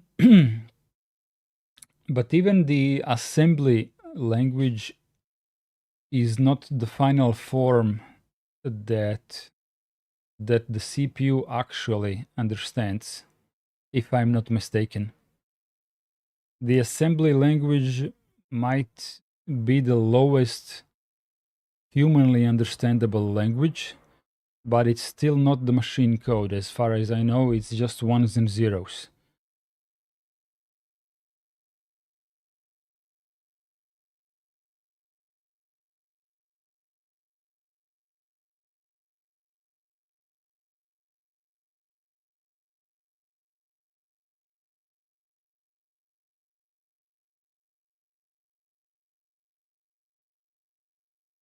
A correct C program is portable between different platforms. In this book, we will put a lot of effort into writing correct C programs that ensure portability. Unfortunately, there are some platforms that claim to be C but do not conform to the latest standards, and some conforming platforms accept incorrect programs or provide extensions to the C standard that are not widely portable. So running and testing a program on a single platform will not always guarantee portability. It is the job of the compiler to ensure that the little program shown earlier, getting started.c, once translated for the appropriate platform, will run correctly on your PC, phone, set-top box, refrigerator, and stuff like that. I suppose where they are aiming with this is that if you choose GCC, then you will be able to compile your code everywhere where GCC exists. But maybe it will not work literally everywhere when you use other compilers. It should work, but it doesn't. It's like not a guarantee. But this is what I believe, at least. Like GCC is available on decent amount of platforms. So if you stick to the GCC, you should be good. If you stick to CLang or Slang or LLVM. I believe they are pretty well compatible with GCC as well if you stick to the ISO standard. I mean, if you use GCC extensions, maybe that will not work. But if you stick to the ISO standard code and mix a little bit of LLVM and GCC, that will probably work everywhere. That said, if you have a POSIX system such as Linux or Mac, there is a good chance that programs named C99 or C17 might be present, and that it is in fact a C compiler. Oh, I never even tried that. Yep. There is such a program. So if you type C99, it is a alias to GCC configured with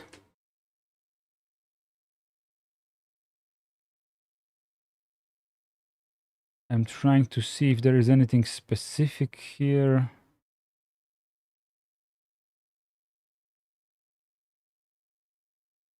I can't actually find it, but I would suspect if you compile with C99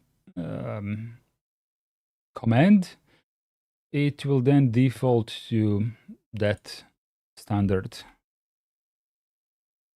Oh, there isn't C17.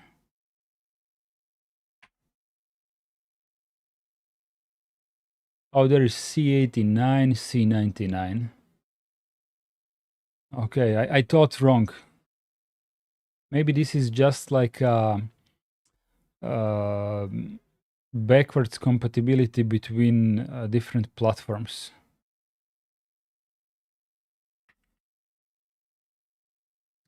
You could try to compile the example program using the fileoving command. C7, that's the thing that I don't have, C17. I don't have a C17 command. C17-wall-o getting started, LM.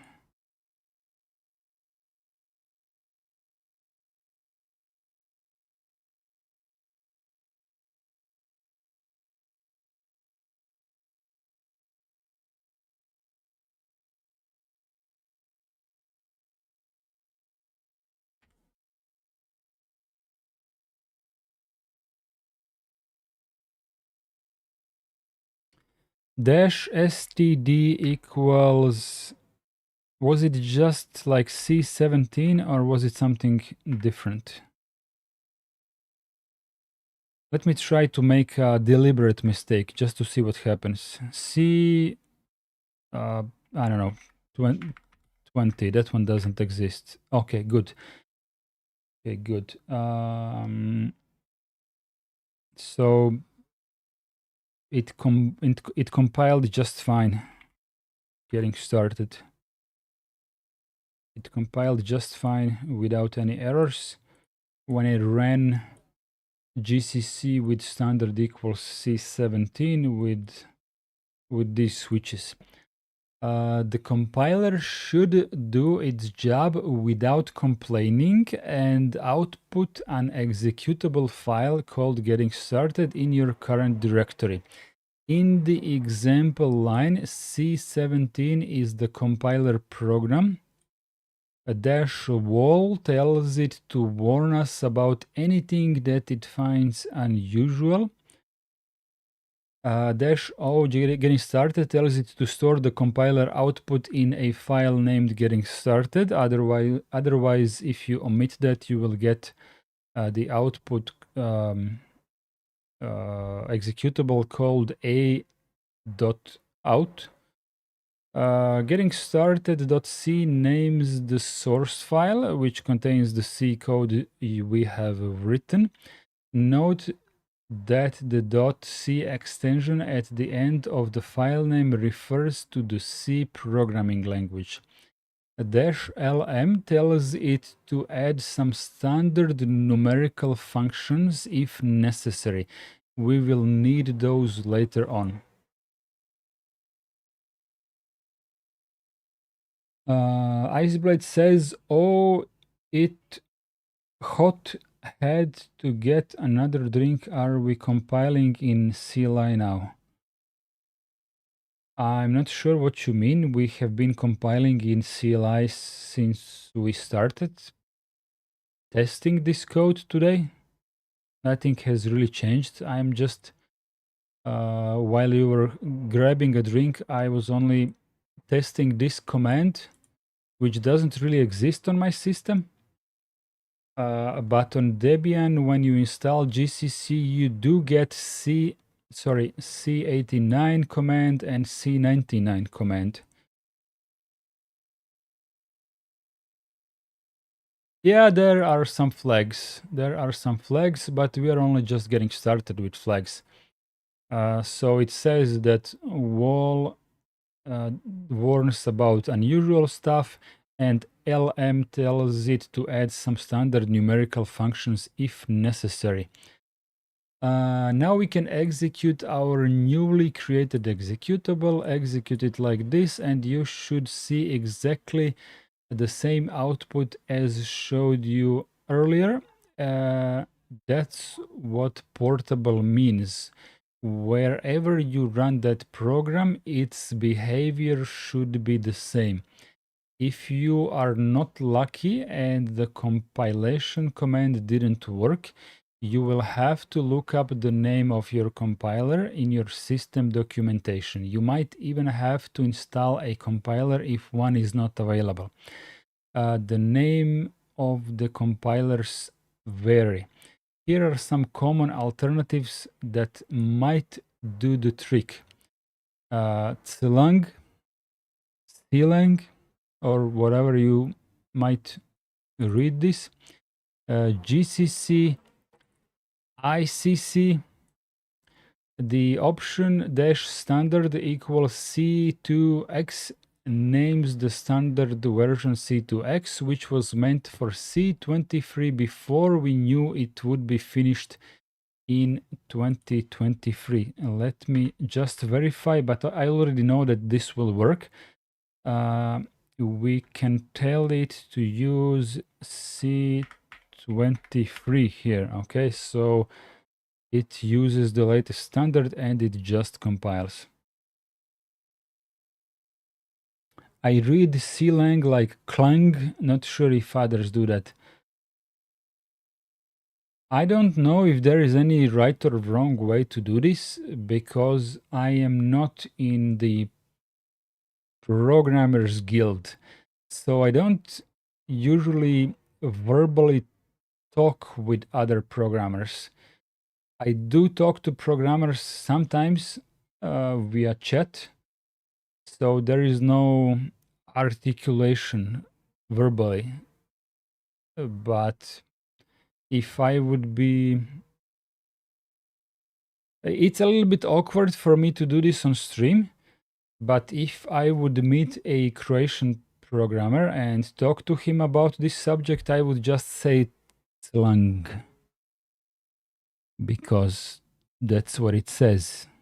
In Croatian, if I would read this like a real Croatian speaking person, these are letters T, L, A, N, G. So when you read them all at once, slang. In Croatian, like how do I explain it? Croatian is very literal. How it is written, it is spelled out literally the same. There aren't any variations. It's always the same as it is written in text. You know, for example, I don't know. This war started. in English you would spell it out like STR, STAR, etc. But in Croatian, when you would spell it out, it says STARTED, started.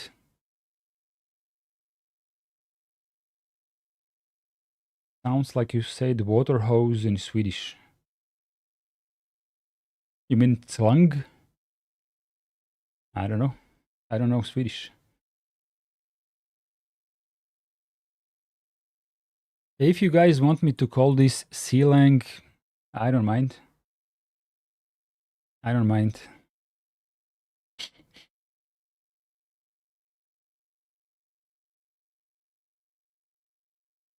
Where were we? Here. Some of these compilers, even if they are present on your computer, might not compile the program without complaining. With the program in listing 1.1, we have been presented with an ideal world, a program that works and produces the same result on all platforms. Unfortunately, when programming yourself, very often you will have a program that only partially works and may produce wrong or unreliable results. Therefore, let's look at the program in listing 1.2. It looks quite similar to the previous listing. If you run your compiler on this program, it should give you some diagnostics information similar to this. Okay, I'm going to scroll down to this. I just want to touch on something.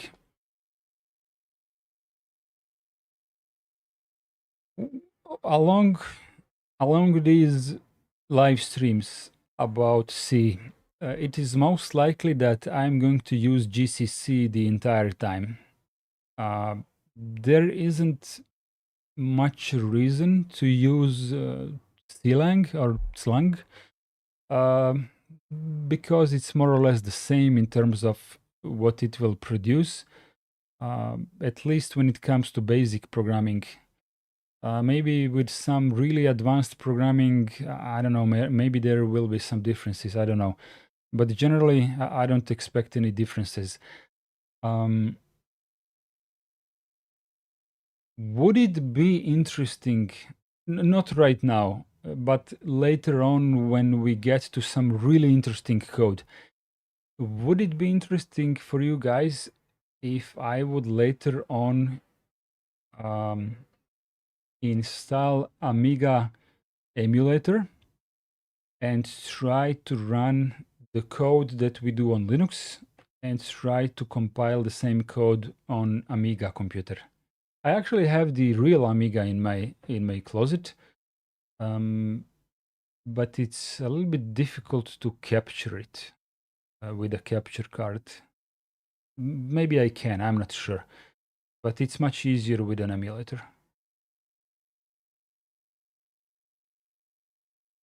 I'm just asking, would it be interesting to see how C code compiles on a very different architecture, and not only very different, but also it's not even 32-bit, it's actually 16-bit. And well, it's like 30, actually it's 40 years old. It's fucking 40 years old. Iceblade says, I personally would not find that interesting. And Golga Katani says he would find that very interesting. We are now at 50-50. I'm not forcing this. I'm just presenting this as a potential interesting thing.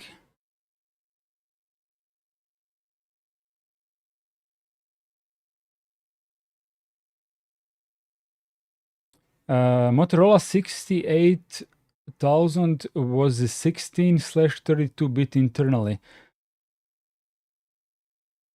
I don't know. Rutlex says, I doubt that C23 can be compiled on Amiga, but that would be an interesting example.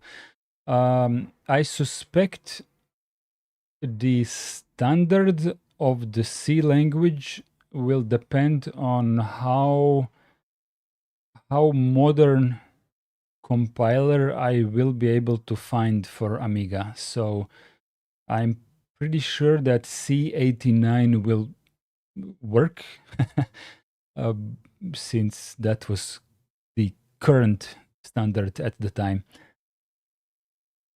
But it depends on what kind of compiler. Maybe you can cross compile. You mean compile with GCC 14, but for Amiga? Yeah, that could be interesting. Compile for Amiga and then try to run the code on the actual Amiga itself. I could try that, yeah.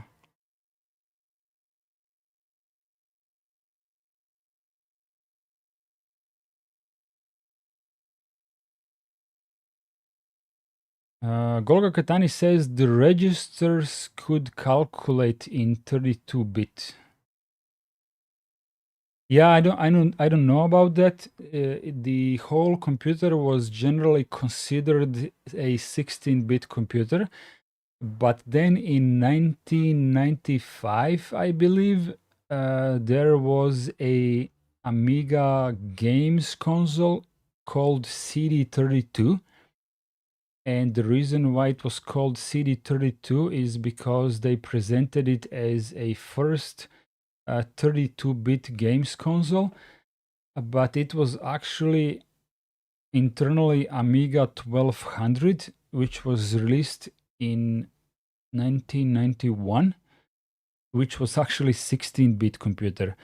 But CD32 had some additional chip on it that was most likely 32-bit, so it was a weird mix and mash of multiple chips that were doing multiple different things in unison. One of them was like 16-bit, one was 32-bit, the bus was, I don't know, 16-bit, the memory was like this. It wasn't really very coherent, at least not in terms of the bit width. I'm just saying it doesn't, it doesn't translate well to the verbal argumentation. That's all.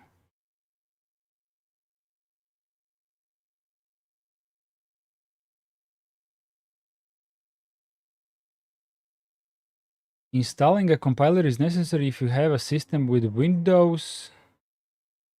Microsoft native compilers are now catching up with C17. I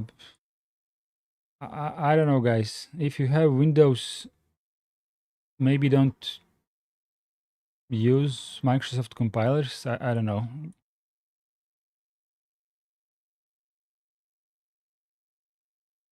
Internet says Amiga VBCC can do C17.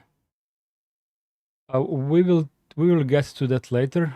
I don't want to derail too much into Amiga. I just wanted to know, would this kind of exercise be intriguing for you to understand the portability of C code? Me personally, I would like to see it. In terms of Amiga programming in general, I would like to see my code running on Amiga.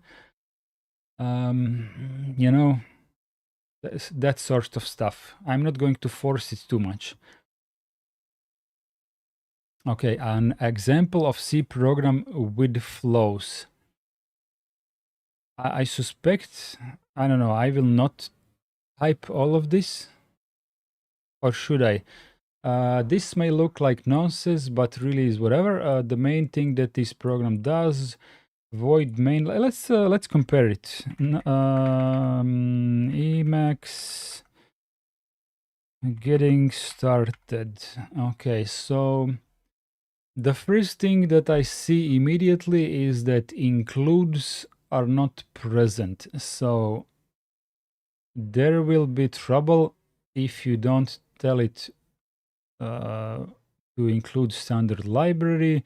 Then we have a void main, and I'm not really sure if this is even meant to be functional. I mean, main, as far as I know, is mandatory. And also, as far as I know, you can use something else instead of main, but you have to define it. If you define main to be called, I don't know, if you want master for whatever reason, you can, but that's just bullshit. But you can do that. What about void? I'm not sure. I'm not sure. I think the oldest version of C language could go about without putting anything here and just using main. But later standards will complain about that and will expect int.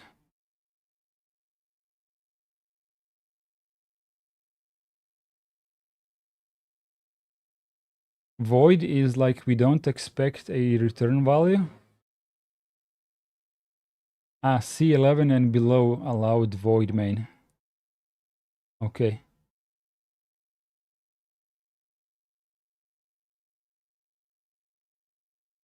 Okay, so we have two mistakes identified already. Int I, declarations.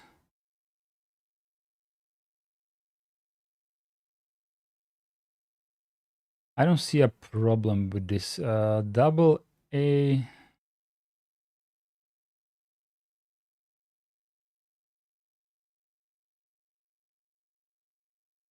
Now, this is a matter of having experience. Right out of the bat, I wouldn't say that this is badly written, but who knows how the compiler will see this. For I equals 0, I is less than... Okay, this is the same. And printf is... Okay, what is D? What is D? I kind of forgot what D is.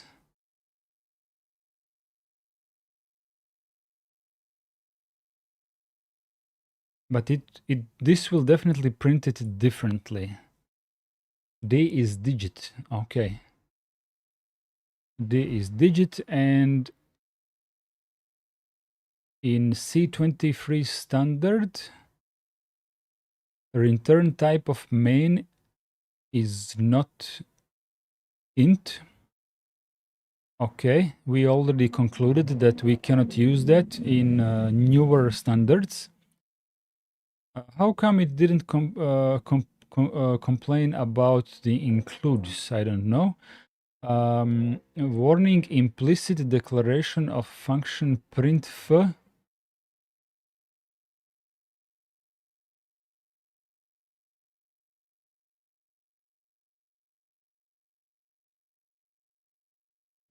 Incompatible implicit declaration of built-in function. Something is broken with this print here.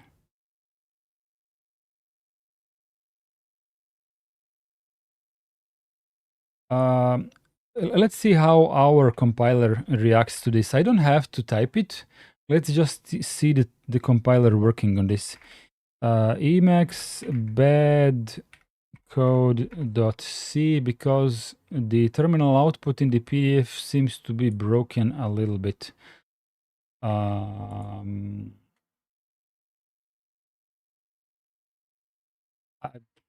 don't think I can paste this in a different way from the PDF.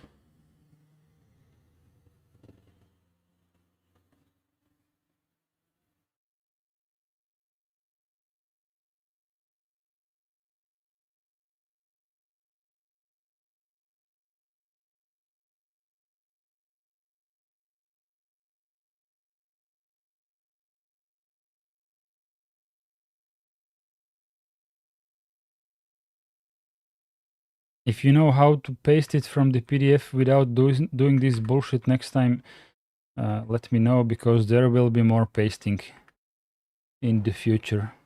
But for now, let's leave it like this without indentation, because I don't really care at this point. I just want to see how the compiler reacts to something called bad code. Bad code. Bad code. Okay.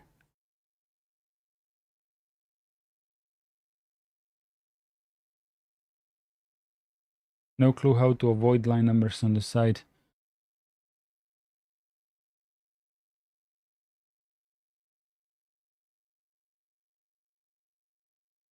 It is a little bit unfortunate. The terminal output works. So the PDF knows, but this one no, for whatever reason. Which is unfortunate, because the only thing that I will want to copy paste is the code and not the terminal output. Okay, let's read it. Let's read it. Bad code warning. Return type of main is not int. Avoid main.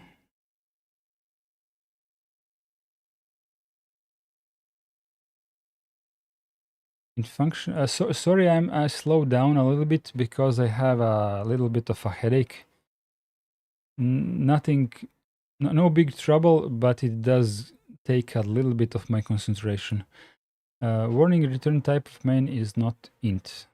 Fine, we already know that. In function main error, implicit declaration of function printf element d is g la la la la la. Include stdio.h or provide a declaration of printf. Okay, so it's basically telling us to make sure to include what needs to be included, but I don't know how to declare things. So apparently you could declare things without including the stdio. So blame ocular. Okay. Okay, next time I will open it in something else.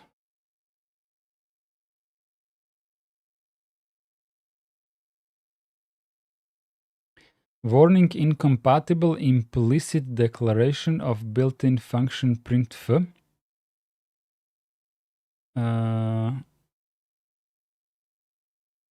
Is this the same? Yes, this is the same. Same complaint. Return 0. Return with a value. In function returning void. Yeah, okay. Okay, more or less this is pretty clear. Did it compile actually? It didn't compile. Okay. I was just wondering if it complained and compiled or just complained and stopped. So I think this is fairly reasonable. Like, please add the includes. Please don't return 0 if you're using void, and explicitly don't use void, but use int. That's what I'm reading here. If you only have warnings, it will compile. If you see red arrows then no.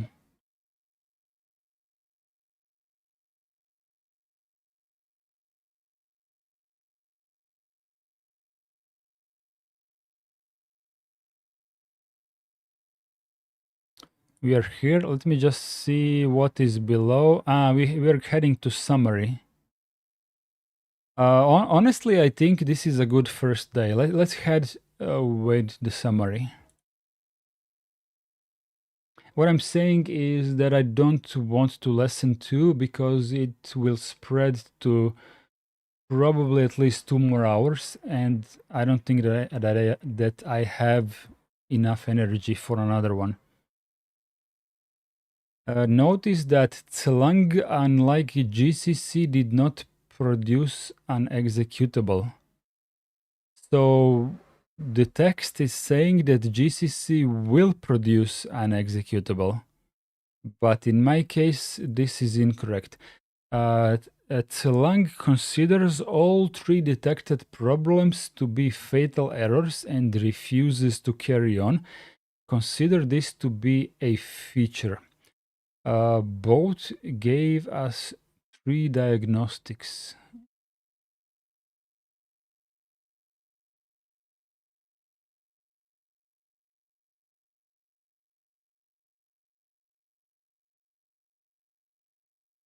I didn't read this. Here we have a lot of warning lines that are too long to fit on terminal screen. In the end, the compiler produced an executable.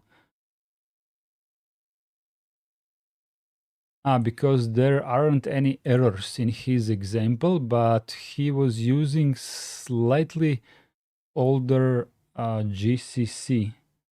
You can install Slang as well. I know, but Slang will not produce an output at all. I have Slang installed, but that's not compiler. That was just for me using the language server protocol. Sudo apt install Slang. I think that's the compiler.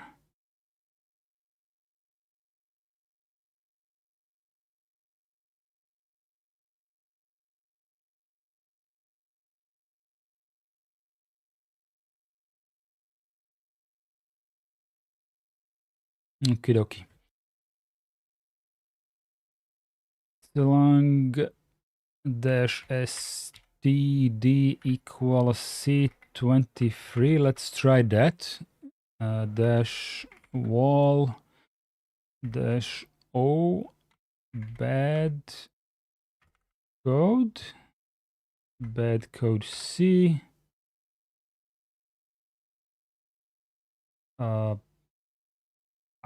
I believe that my declaration of C23 has been accepted. But of course, we have promised errors. But also we had promised errors in GCC as well. Not promised, but unpromised errors. These errors are the same.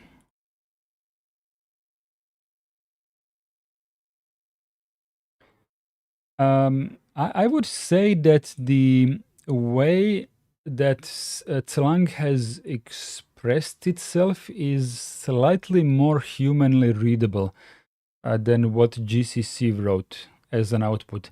I'm not saying that GCC wasn't understandable, but this sentence is a bit more clear. Void function main should not return a value, while GCC said return with a value in function returning void. So with 0 experience, one would question what this means. It would mean that in function returning void, returned with a value, and that is not good. So it must mean that void shouldn't return a value, but It takes a little bit to get to that conclusion, while Slang literally said void function made should not return a value. That I consider this slightly better way to print a sentence. GCC assumes you know what void is and why it errored. It's not. This is not the best example. What I'm trying to say is later, when I will really not understand, maybe a slightly better human expression will help me to understand the error in less time, if that makes sense. But nevertheless, I will continue with GCC and maybe use Slang as well in parallel, so we'll see how the outputs differ. Who knows? Maybe Slang is better. Maybe Slang is a better compiler for me. Slang has better errors when reading to understand. That I don't know. I'm just pointing out what I noticed here on a very, very easy example.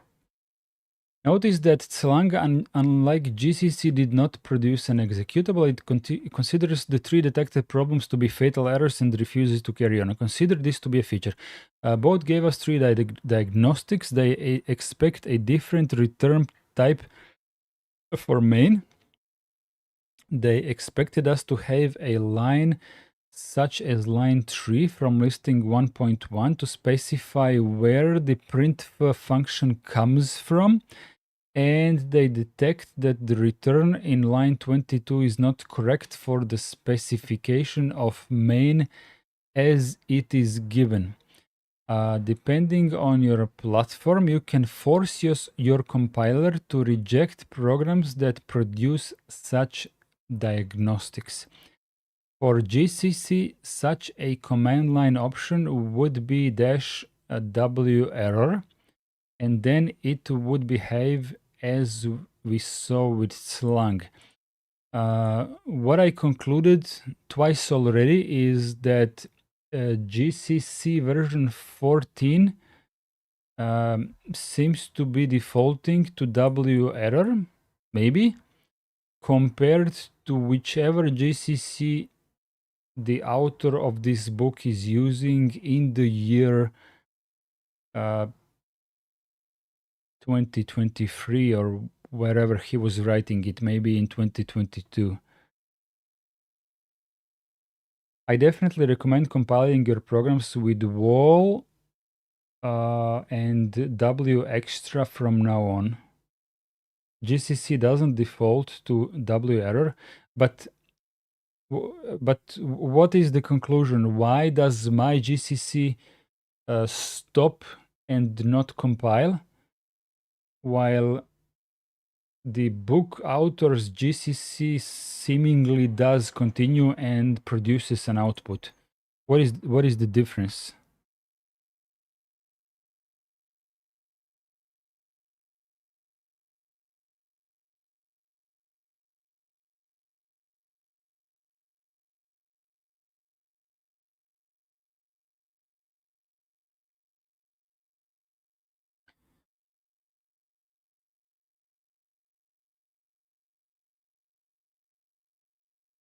Error return type of main is not int. Fine. Implicit declaration. Fine. There isn't any different. No clue why others said it would compile. I suspect he's using an older compiler. Because it's newer and developers probably escalate those warnings to errors. Or also maybe actual C23 standard has stricter lines about such things compared to C2X draft. Let's try that. I don't know if GCC 14 even supports the draft anymore, if it supports the full standard. But let's see. Yeah, it still errors out.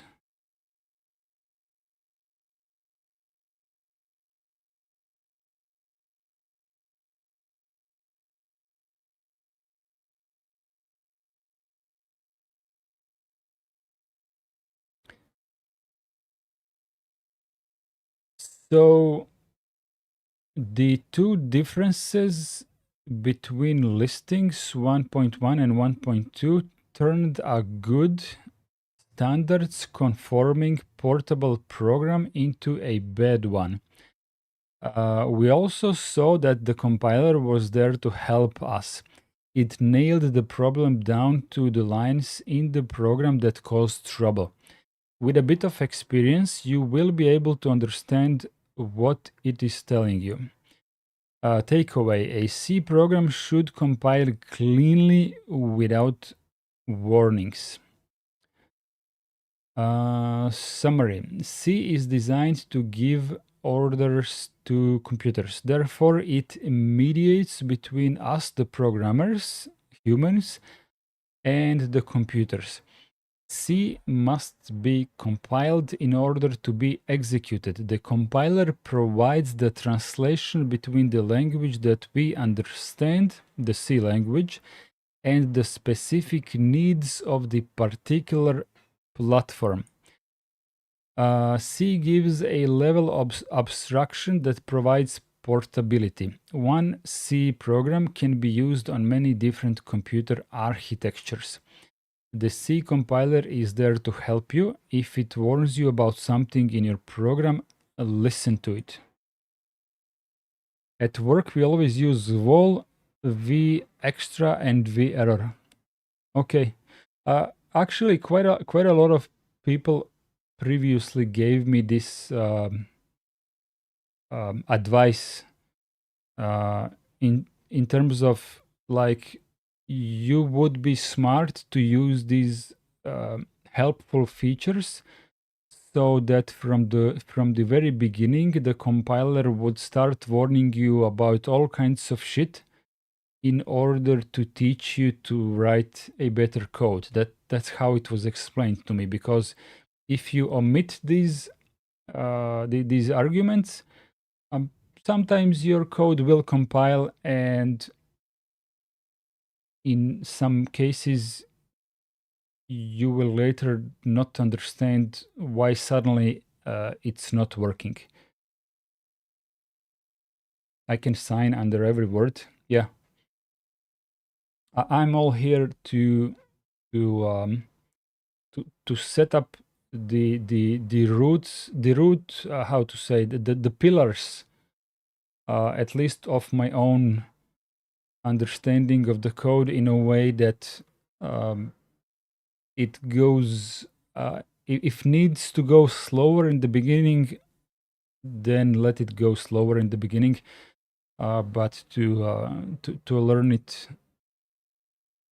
I was going to say properly, but what I meant is portable. Maybe it's both.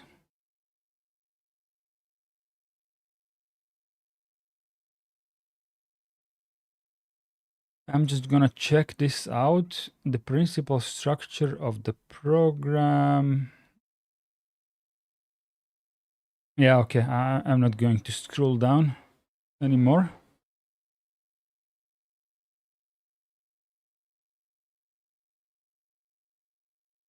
So we are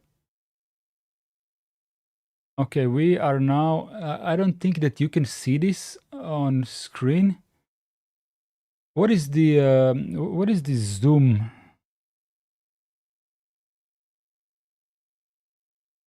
I forgot what's zoom in KD.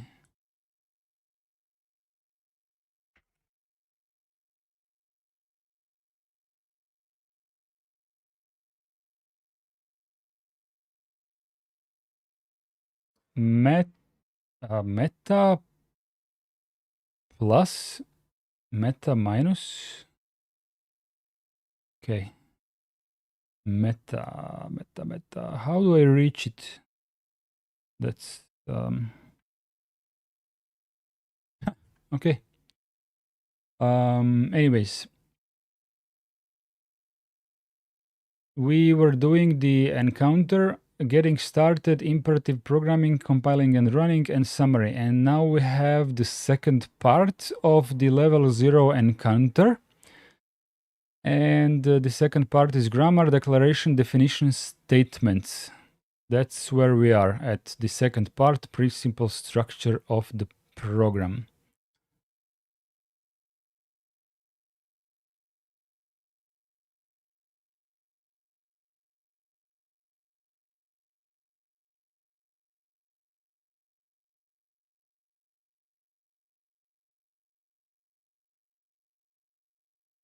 This zoom feature is not bad, but the keyboard shortcut is a little bit odd because it needs meta and plus.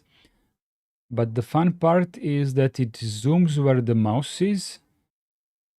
So I would expect it to be usable with a right hand on the mouse and the left hand on the keyboard, but I can't press meta and plus at the same time with just one hand, so that's unfortunate. But whatever.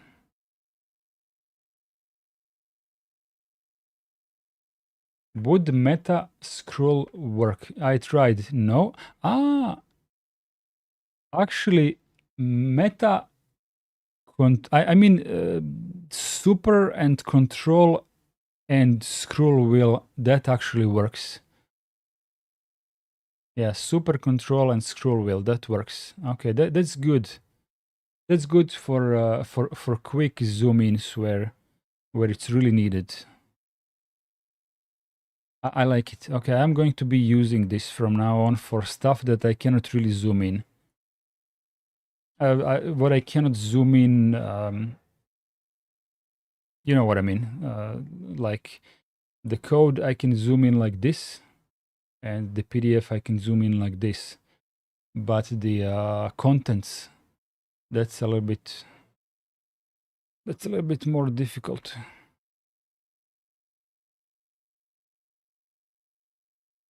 How far can you zoom in?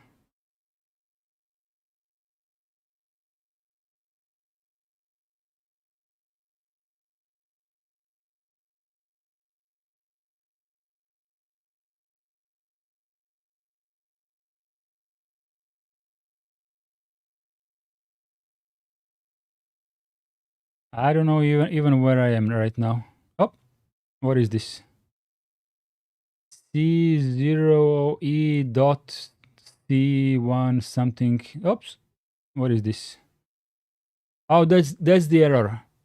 That's the error that points to PRI print. Okay, so it's a print error.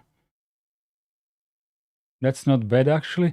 It could be useful for people that do whatever pixel peeping is required. I mean, there are people who work on visual presentation. So when they're making fonts or drawing something in a very precise way, I don't know. I mean, in GIMP, when I draw some detail, I usually just zoom in GIMP and I go to like 800% and click on the pixels. But that's a different reason for zooming in.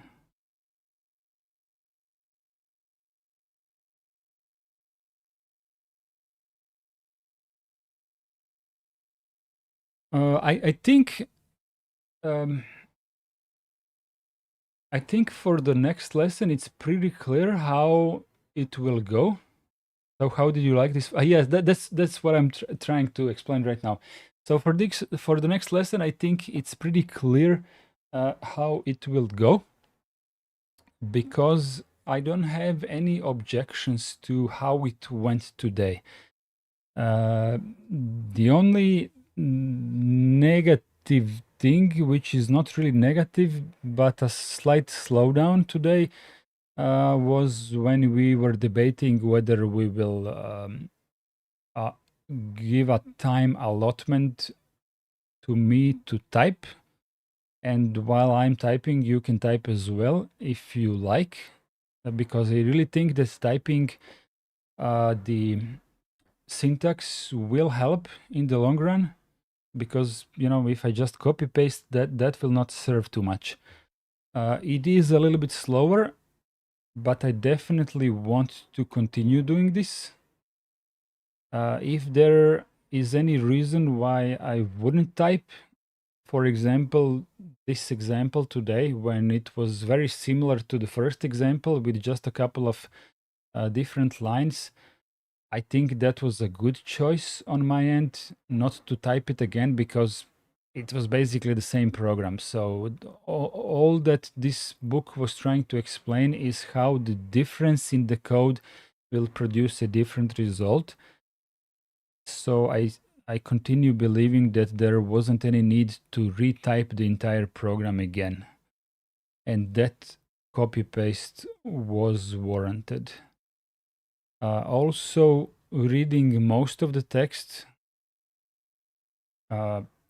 seems like a good thing to do, not just for Iceblade, who likes to hear the words, but also for me, because when I read them out loud, they kind of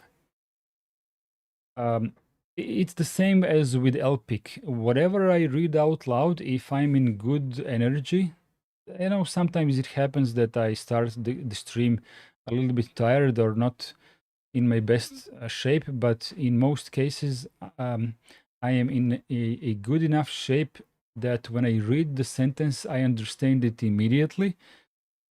And if I don't, I'm just going to stop and read it again. That is what I have been doing previously, and that is what I'm going to do again. I mean, with C.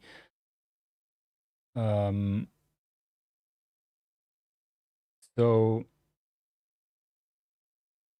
how how it will go, we will see. We will see.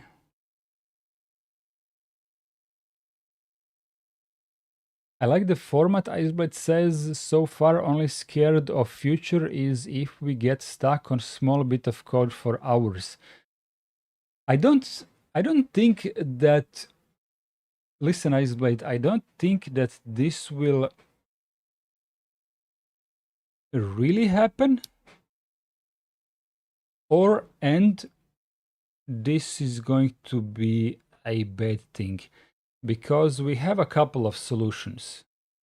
If we really get stuck on something for a longer period of time, there is a good chance that the book will explain the problem just one page scroll below the code. I am all for not reading the explanation immediately, but trying to read the code first, because it's a good practice, and I really think that the book should explain everything. If not on the same page, then on the next one. Then we have you guys in chat. Each one of you knows something. Not to mention the boss that comes from the Twitch side of things, which should know quite a lot more. I don't know how long will Rootlex stick around, but if he sticks long enough, he will help in places where the book doesn't help. At least I believe he will. And also on Matrix chat, the last time Rootlex said something like, "I don't believe I will learn anything, but who knows?" Something of that, something like that. So that tells me that he will participate on streams. So that will be a huge help. And we have the last resort, which is a large language model. When I was learning on my own, the way I would be learning is copy from the book. And sometimes I would not understand why my code isn't working. And other times I would not understand why my code is working. And the book didn't quite explain it very well. And I was reading the original K&R book. Sometimes the book wouldn't necessarily explain it in a way that fits me. So I would just run a large language model and copy paste the code that I already have, and I would ask the language model just to explain literally why this works. Questions like you would ask a teacher. But in the beginning of the chat, I warned the large language model that I am learning, and I do not want it to produce any code. Like, spoilers. I want to do it the hard way. I mean, it's not really the hard way. I would argue that the harder way would be if the large language model would give you code, and in the long run, you would not understand what you are actually doing. But yeah, I think we can continue this way and adapt if and when the need for adapting the format arises. 3 hours has passed. I think we spent like half an hour on the introduction today, so, and maybe a half an hour on talking. So it was like a 2-hour lesson, I think. Most LLMs have study mode now, where they never give you the answer and only help you get to it. What do you mean study mode? You mean you would type initiate study mode or what? I just type it like a human. Please do not give me the code because I'm trying to learn.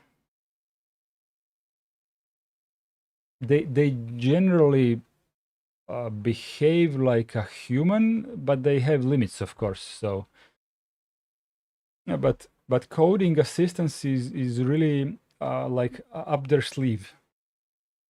They're really good at that. So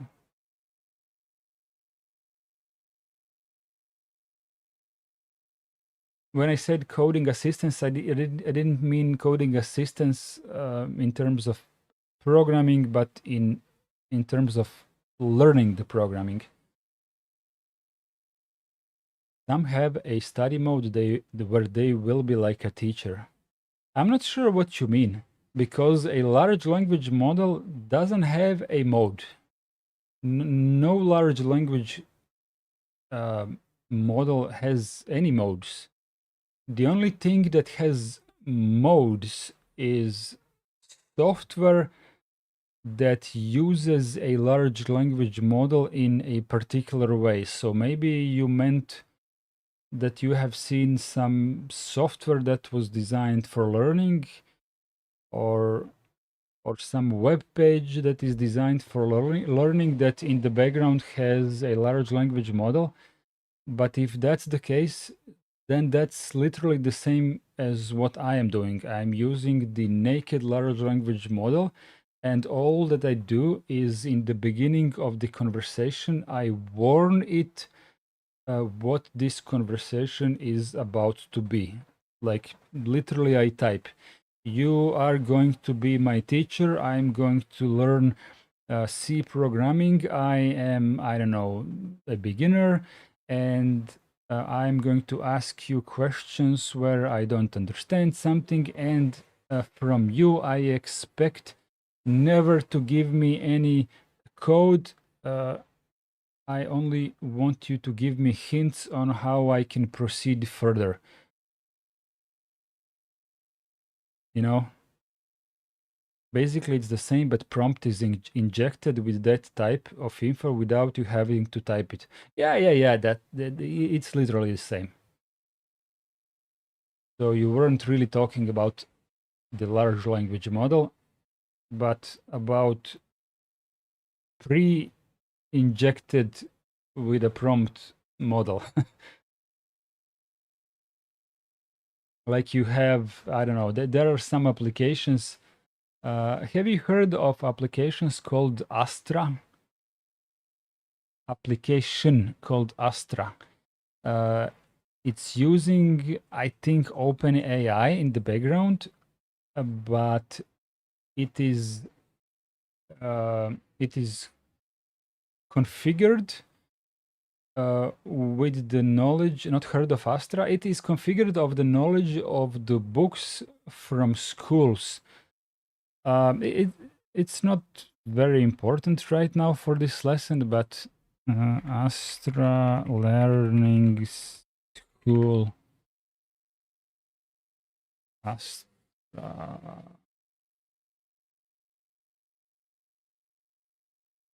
Astra AI. This one. I think it's this one.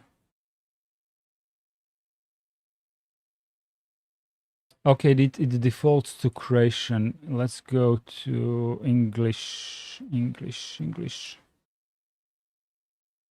Okay. It's something for the school. Can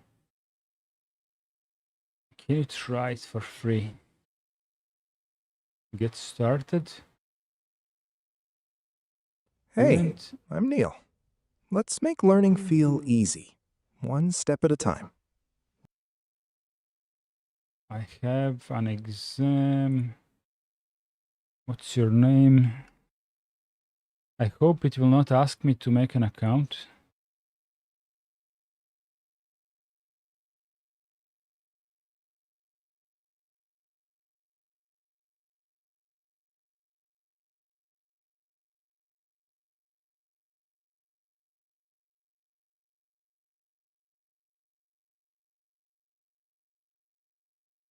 Oh, too many questions.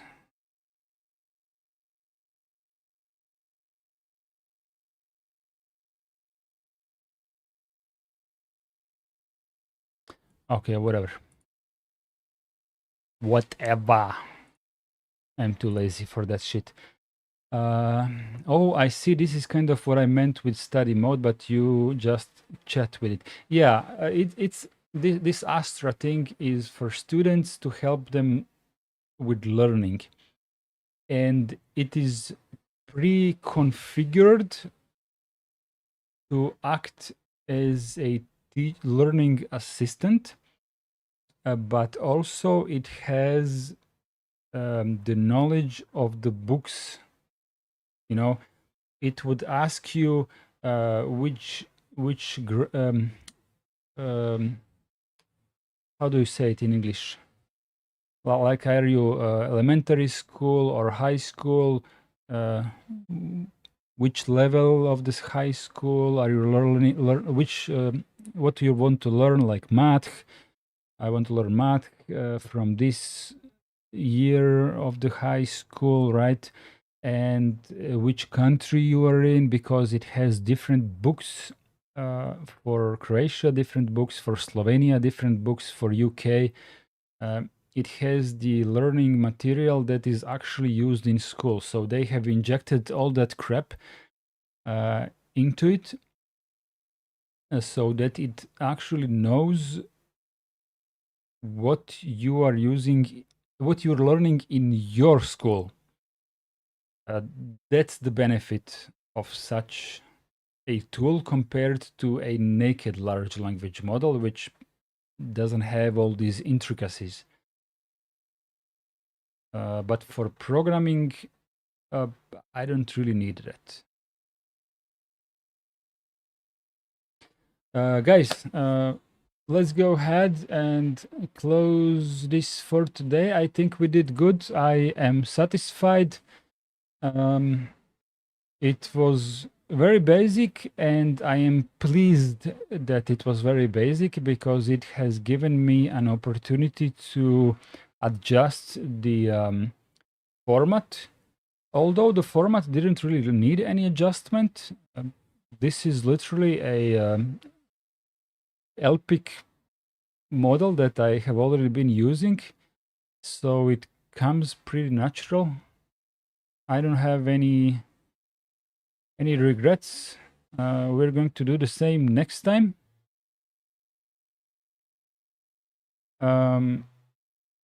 Tomorrow I will try to type something about this on the forum, although there isn't any homework for today. But I will see what I can come up with just to start a topic, because I want to sort them with topics on the forum so that we have some kind of a history later on. Having said all this, I think, as promised, we should return to LPIC next Sunday. I don't believe that anyone has had anything against the zigzag approach. If you have force Rootlex to make homework, I don't want to force people anymore. I forced Rootlex to specify his primary distribution, and he went crazy. So I'm not forcing him to do anything anymore. But the plan is to do the zigzag. So next Sunday we do LPIC. Or let me revise this a little bit, just a little bit. Some of the LPIC lessons have, like, this is a new topic, but we have 2 or 3 lessons, and we always divide these lessons, whether there are only 2 of them or 3 of them, we divide them into 3 weeks, 3 different streams. So the last time we have had 2 different streams under 1 lesson. And that was the 5th stream this year, I think. So the first lesson was divided into 3 parts. And this C lesson level 0 encounter is divided into 2 parts. So right now I'm actually thinking we should copy the model from LPIC and simply do the getting started and the principal structure of the program, of a program, in a row, and then go back to the to LPIC. So next Sunday, maybe it makes more sense to do the principal structure of a program so that we can round up the level 0 encounter in a meaningful way, and then go to LPIC for 1, 2, or 3 weeks in a row, depending on how many lessons are the parts of the next thing that we're learning in LPIC. Multi-part ones, yeah. Are level 1 and 2 not like 5 plus parts? Let me check. Level 1 is...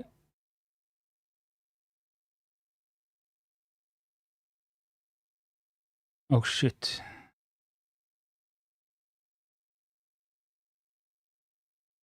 Okay, 1, 2, 3, 4, 5, 6.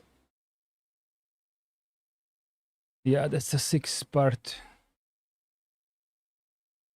Level 2.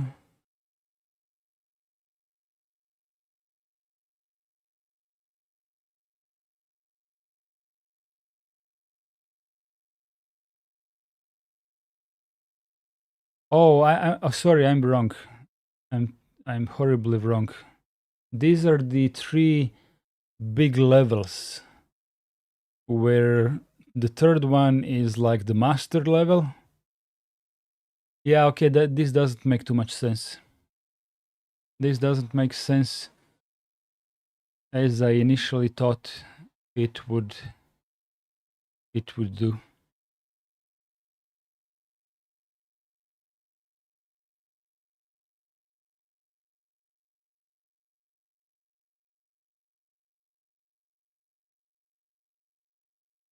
Rutlex says zigzagging too much can make your head spin. Okay, so maybe force zigzag even if half parts.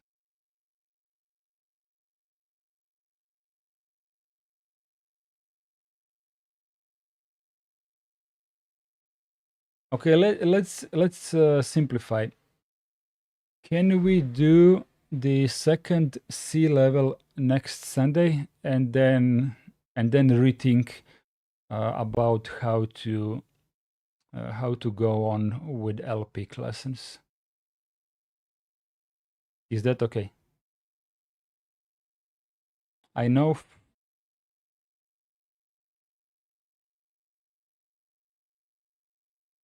trying to catch two rabbits. I'm not sure if we have it, but I understand the meaning. Paulo says that's okay.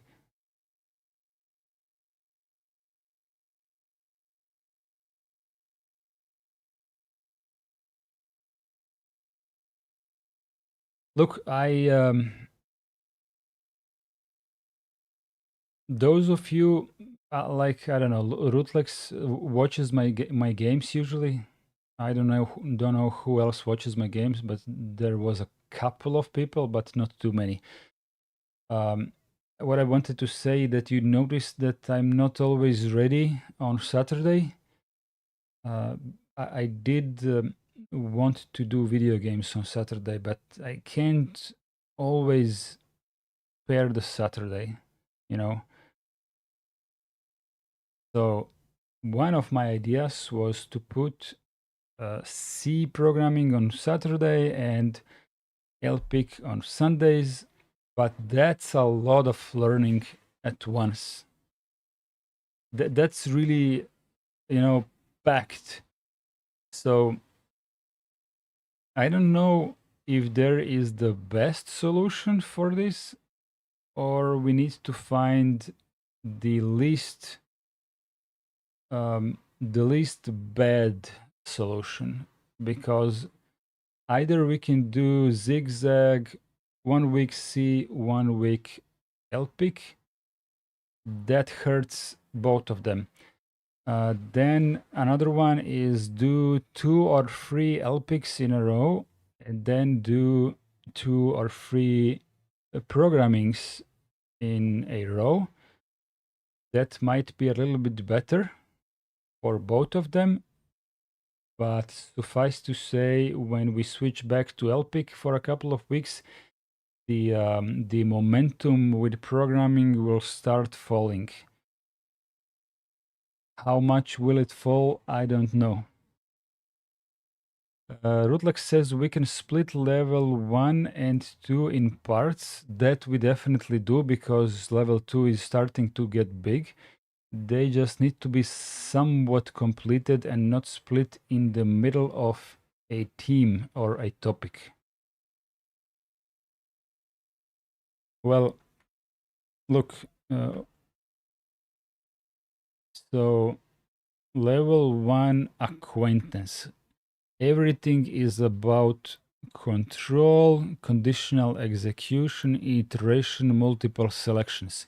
So I absolutely don't want to stop the stream in the middle of the everything is about control. Everything is about control is like 3.1, 3.2, and 3.3.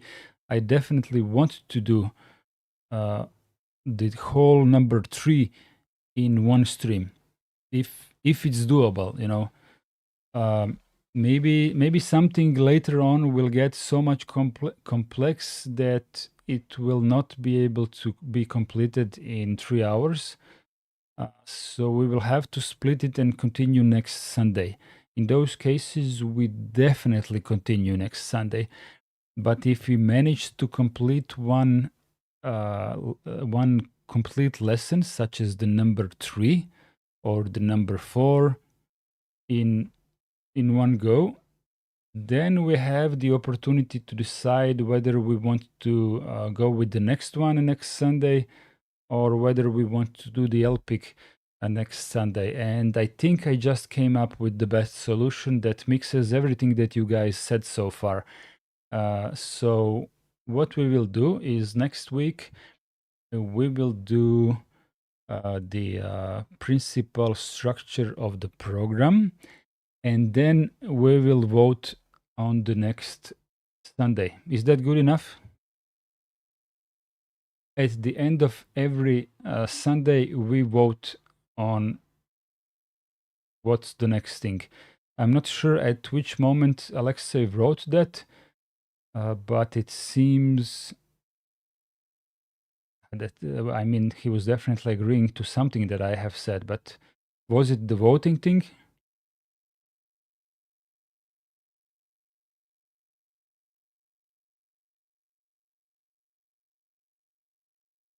Or maybe it was about definitely continuing the lesson next week if it was cut by the time. Iceblade is biased towards programming.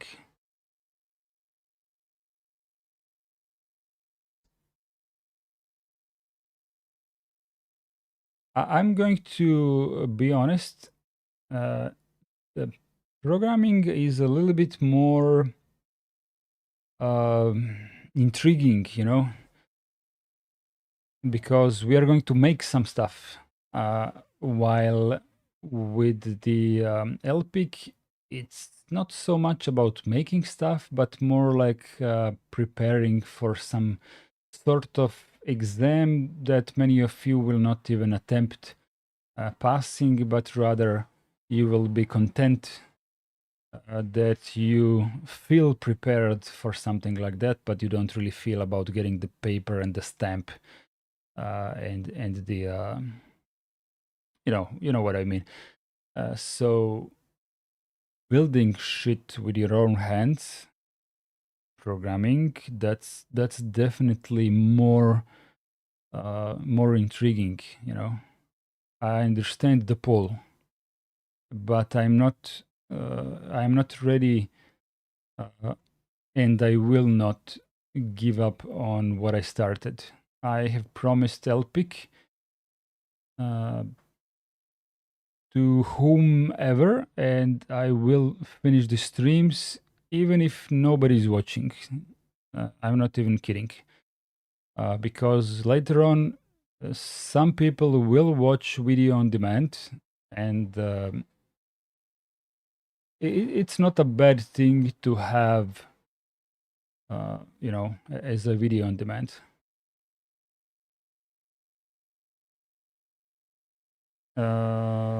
Rutlex says, honestly, for me, C is like 3 times more intriguing than LPIC, no matter that I already know C and I already know LPIC.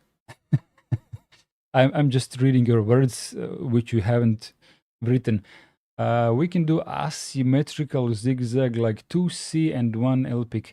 Well, that I think that goes. I think that what the last sentence that you wrote, I think that is fairly in line what I said about voting. Is that okay? You know, we do 1C, and then you guys will say next Sunday we should do more C. There we go. Next Sunday more C, and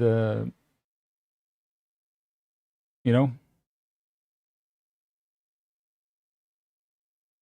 I think LPIC is easier to interrupt because its lessons are more independent. Yeah, that's for sure. That's for sure.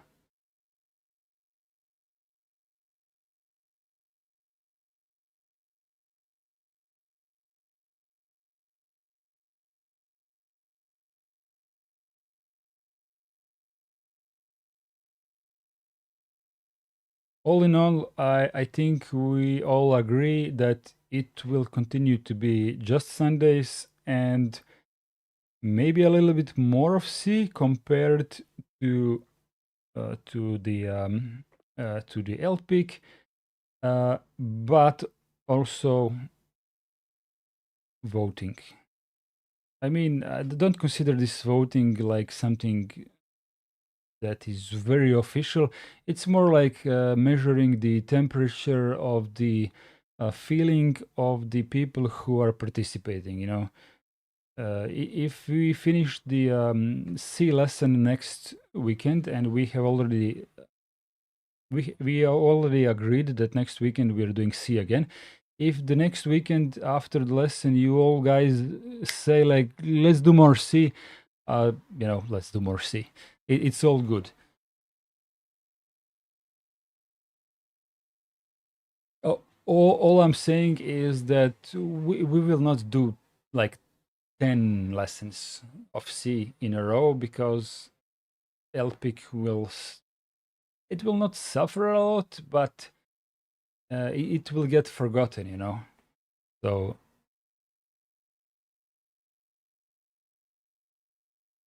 Rutlex says, I just feel like you, meaning me, are learning a lot more in C versus LPIC, where you're mostly teaching. Well, that was kind of the point of the whole C stream. It's not that I am not learning in LPIC. There certainly are things that I don't know that we have came across in LPIC. Quite a lot of them actually, but it's not the general meat. It's more like specifics, you know. I didn't know this command existed. I didn't know that I can do this in this way as well, and stuff like that. So I do come across quite a lot of tiny things that I simply didn't know, and it kind of adds to a tiny bit of memory. So if I would come across to some of that in the future, I would probably remember that I have read about it in the LPIC PDF, and that's where I would head to you know, Control F to remind myself what is it that I have learned, that I vaguely remember after a while and stuff like that. But C is definitely what I wanted to do live for a very selfish reason, but at the same time, it is the opposite, you know, because every spending of the time and energy to do this with other people is the opposite of selfish. But at the same time, as I said, the reasoning why I started this is because I have problems with concentration when I am alone, and when I am reading the book alone. Now, I am not dyslexic, but I think Iceblade can understand when I say that I kind of get lost in the book, and my motivation kind of floats away. I float away in all kinds of directions. I'm going to give you a very tangible. I'm going to give you a very tangible example of how my study C alone looks like. Today, you have seen, literally, you have seen me trying to install GCC 15 while it was completely unnecessary, and I was already aware that it was unnecessary, but nevertheless, I would have gone ahead with upgrading Debian and installing GCC 15, and then Rootlex stopped me because it was completely useless. And this is what I do when I am alone. I find a way to not learn C and go into this direction, like I need this compiler. Okay, maybe it would be a good thing to have this compiler as well, But let me prepare some good commands for this compiler and that compiler. And which coding editor should I use? Okay, this one I should use. And I will now configure it to perfection. And then I waste like 3 weeks into configuring Emacs. And I haven't even started typing any code into fucking Emacs. And this is literally how I work when I am alone. And after 3 weeks, when Emacs feels like it's perfect, why not give Vim a chance? Okay, let's try Vim. Okay, how do I configure Vim to be as perfect as I have Emacs? I want to see if both of them are configured to perfection, how do they stack up one against the other? So I can, learn C in the most perfect way possible. And what have you after 2 fucking months? I haven't even started programming. I'm not even kidding. This is the reason why I'm doing this stream, so that all of you in chat can stop me and tell me fuck off with that. Let's continue with the lesson. You know, I'm telling you the true story. I'm not sure if it was 2 months, maybe it was 3 months, but I have had my Emacs configured to such detail where you saw me that I didn't have line numbers. That's because I have reset my Emacs to defaults after I have configured it to perfection, because I have realized I don't really need all of that. I just need an editor that paints my code and gives me maybe when I go to the painting the brackets, how do you call that? Emacs bad code. So when you go to the bracket here, you see, okay, sorry, you're not on that stream. So you see when I go to the curly brace here, it also paints the last one here. Okay, so this is really useful for me, and the color of the code is really useful. Also, automatic indentation, that is also useful, but these 3 things are so basic that basically every code or text editor has them nowadays. So everything else that I have configure, including the language server stuff and things like that, it's not that necessary. Like iglot, you just start iglot and it says connected to Slang, and it's already doing the thing for me. For Emacs, you don't really have to configure anything. You just fire up iglot, and it automatically connects to Slang. You can already see some exclamation marks on the left side. That's the language server that is already telling you what is not good about this code. So you don't have to go to the compiler for it to tell you that this is shit code. You are pointed to line 19. There are some huge red exclamation marks here already, and it's already warning you that this is crap.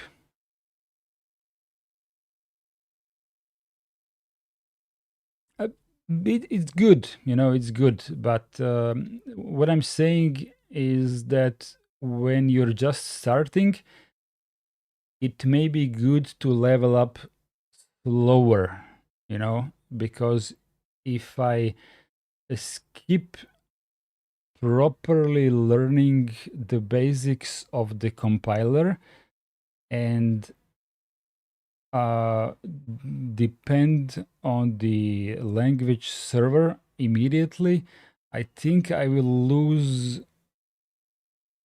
some of the basics that may come in handy when I find myself using the keyboard of some obscure computer that has none of this installed. I'm not in any way against language server. I actually expect to be using it in the future. I'm just not sure at which point I should allow myself these shiny toys, you know. That's all. I'm just not sure when should I allow myself shiny toys. That's it. Also, when you go to void main, see, and it will write something. Return type of main is not int, and fix is available. What fix is available means is that there is a certain command that you can give, and it will automatically correct your code. But already the warning is quite good.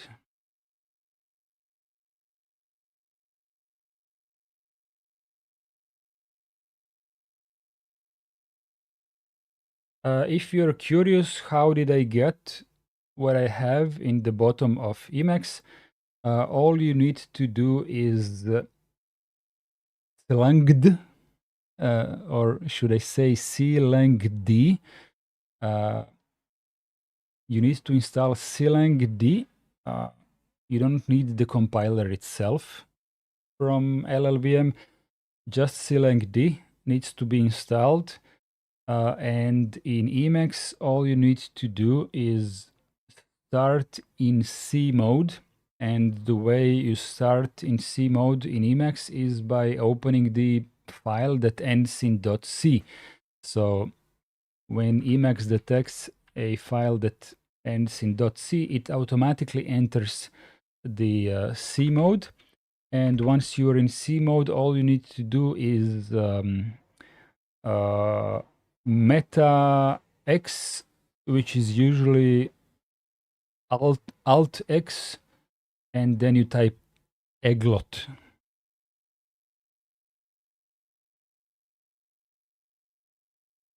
Iceblight says, I think the exclamation is the must-have, but not text describing problem. It feels like cheating. I have no clue what you just said.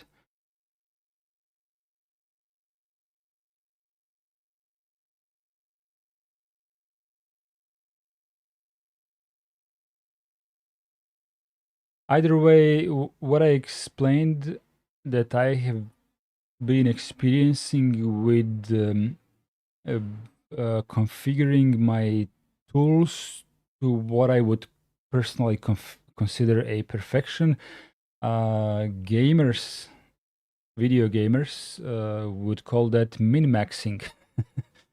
I don't know how much of you play like kind of maybe a competitive games, or maybe it's not competitive, but there are a lot of games that feature min-maxing. Iceblood says, I meant like the tools tell you where the problem is, but not why, so you have to figure it out yourself. I think what Slang says here is literally the same what it says when you try to compile with Slang, you know? Like when we go to return 0, it says void function main should not return a value. That's the same sentence that the compiler has told us. I'm actually starting to feel a little bit, just a tiny bit of emotional attachment towards CLang compared to GCC. I don't know why.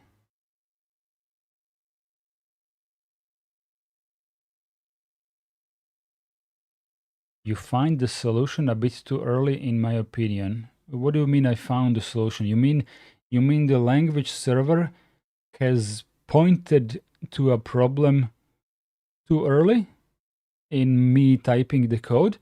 Or do you mean that the explanation of the problem shouldn't be where exclamation points are. I mean, I would expect if the language server has put 2 exclamation marks in the row, that it would also tell me why did it put exclamation marks in that row and not let me guess, you know. But I'm pretty sure that you can turn off the bottom explanation. I'm pretty sure that all of this is very configurable. If you really want to hide the explanation from your own self, be my guest and hide it, you know.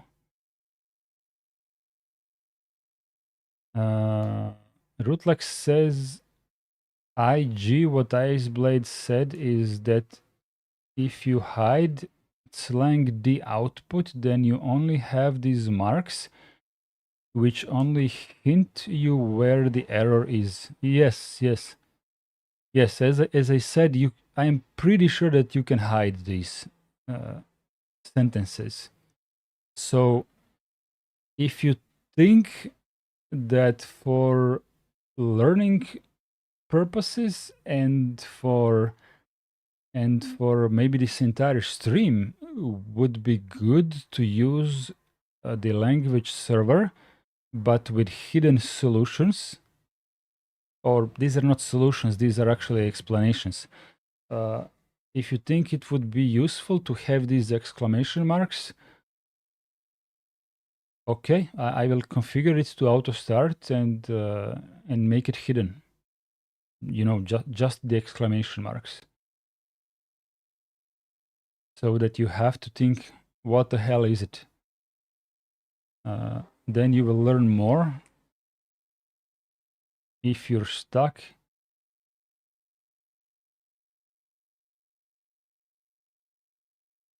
yeah, my personal opinion was that I don't need a language server whatsoever in the beginning.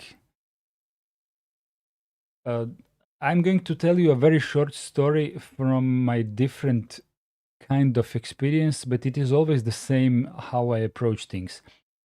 When I was creating my network storage a year or more ago, I think Rootlex asked me why did I put dev1 on my first version of my NAS. For this, the operating system doesn't matter.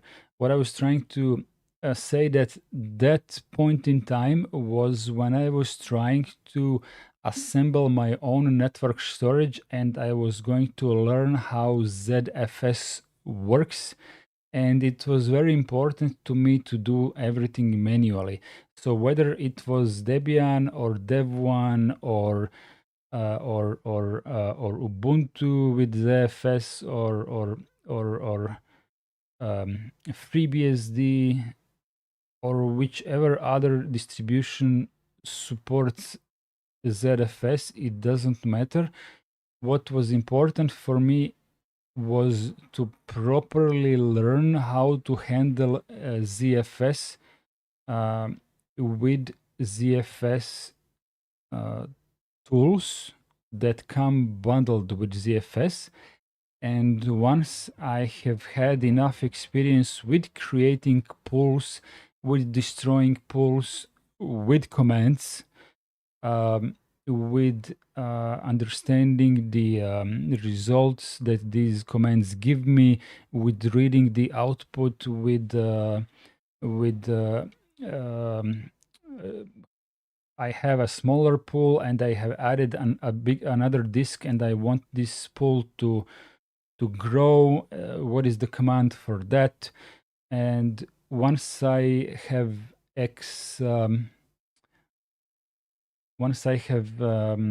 depleted all the combinations that I can do, I have considered that I now understand how this works. And then I have transitioned to TrueNAS. TrueNAS is software based on Debian distribution, but it's actually a web interface that has everything in pictures, and you just click add hard drive, make the pole bigger, make the pole smaller, do this, do that. But you don't really know that ZFS is under it, at least not from the interface. You just click, give me more space, add more hard drives. It's very clicky and intuitive, and it's not meant to teach you how it works. It is designed to make you a faster storage administrator. Okay, so what was important for me is to learn how things work under the hood first, and then to give myself easier tools. That's how I do things always. That's how I learned KVM, Linux virtualization, until I didn't really have any more the reasons to use commands and stuff like that. So I now use Proxmox, not because Proxmox is any better. It's just that I don't have any particular reason to bother with commands, because now I understand much more than basics, and now I just want to use the virtual machines. So clicking with the mouse is now very acceptable. Sorry for not reading everything, but Rutlex says that is like learning to drive with manual gearbox first, and then you can use the automatic after you have already learned how to use the manual shifter. I think that is a fairly good analogy, yeah. I mean, the automatic gearbox usually just changes gears instead of you. So once you understand the gears, then you could be a better driver of the automatic gearbox. And I will tell you this specifically because I have experience from what my wife told me. She only ever have driven automatic, and her car is of lower horsepower. That is true. But when her car was new, she told me more than a couple of times how, like, she said something like, while I'm driving like 50 kilometers per hour and I add more gas, it doesn't quite go faster. Like, it's kind of lazy. It's not going very well. And at first I thought it was like because the horsepower of the engine is lower than she would like to have. But it took me a while to see how she was driving, and eventually she would tell me, like, see, I'm pressing the gas and it's not really going. But I have a very good hearing for engine gears. I can hear the engine shifting. So what I notice is that she told me that she's pressing the pedal and the car is not going. And I heard that the car isn't shifting gears. So what happened?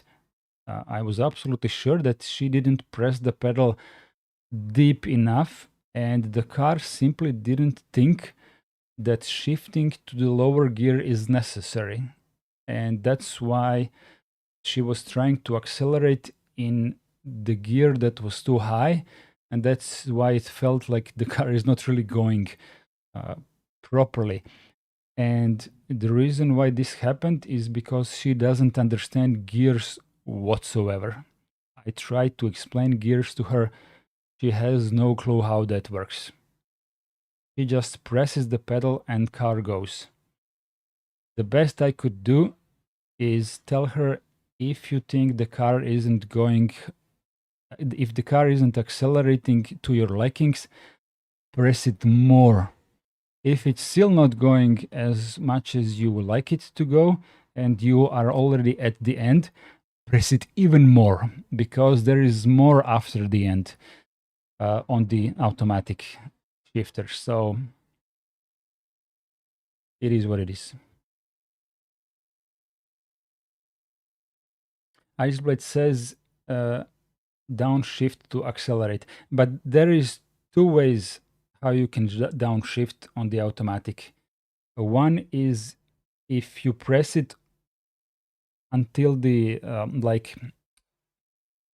there is the path like from 0 to 100 of the gas pedal. If you press it 100, it will downshift always. But if you click the button under the 100, literally under the 100%, and let it go, then it will downshift twice, always. I'm just saying, there is a button. I assume that you know this already, but if you didn't, there is a button underneath the gas pedal, which tells the car downshift more. But yeah.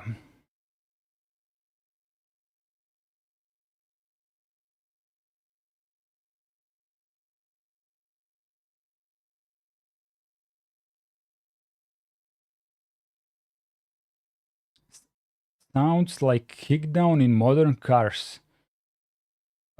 I was talking about kickdown. I'm just saying that the gas pedal has 0 to 100, and what you call kickdown is the button below the gas pedal, and when you click it, the gas returns to 100% if you're still holding it. You just didn't name it. Yeah, I called it a button. Yeah, not everyone knows it as kickdown. So I thought if I would explain it as a button, which it literally is, maybe it would make more sense. Iceblade says, I know some automatic can downshift if you hit 100, then lift foot, then 100 again.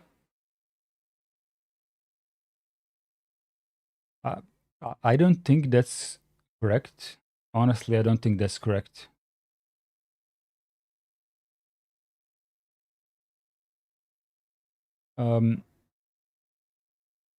Most automatic gearboxes, if you drive around the city a very low speed, like let's say 40 kilometers per hour, with a very little gas applied, your car will most likely be in fourth gear if you are just floating around the city. And if in those conditions, if you go to the go to 100%, even without kickdown, I think it will go to the second gear, like from the fourth to the second. Not double clutch. Double clutch cannot do that. Double clutch needs to go to third gear first and then to the second.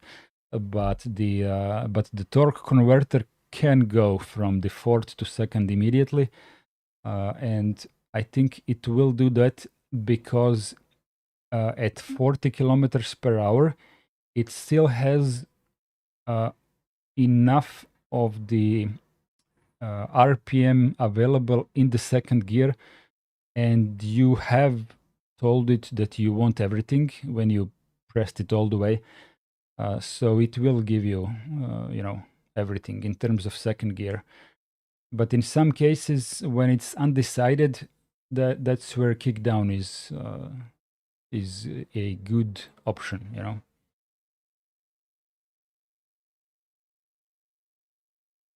Which is weird. I typed in wrong layout, pressed Control A, it selected the garbage text, then I changed layout and it cleared the selection. That's why I typed garbage, assumed it will replace the text and didn't notice that it unselected. Yeah, I don't know. I can't even read that word.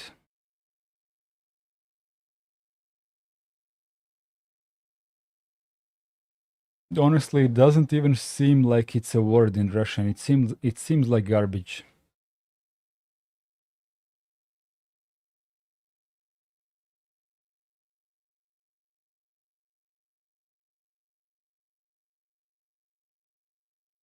I could be mistaken, but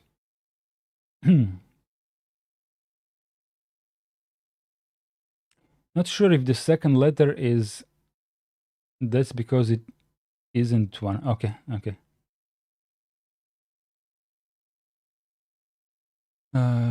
Guys, it's 11 o'clock here, which puts us at almost 4 hours of the entirety of the stream. I think we had enough for today. Enough of the clutches. Enough of the let's go S3 sleep. Yep. It's been a pleasure. We will do more. Golga Katani, I'm very happy to have you here. Iceblade as well, Rutlex as well. What was the name? P. Paolo as well. Thank you for being here, and I'm going to see you on the forum.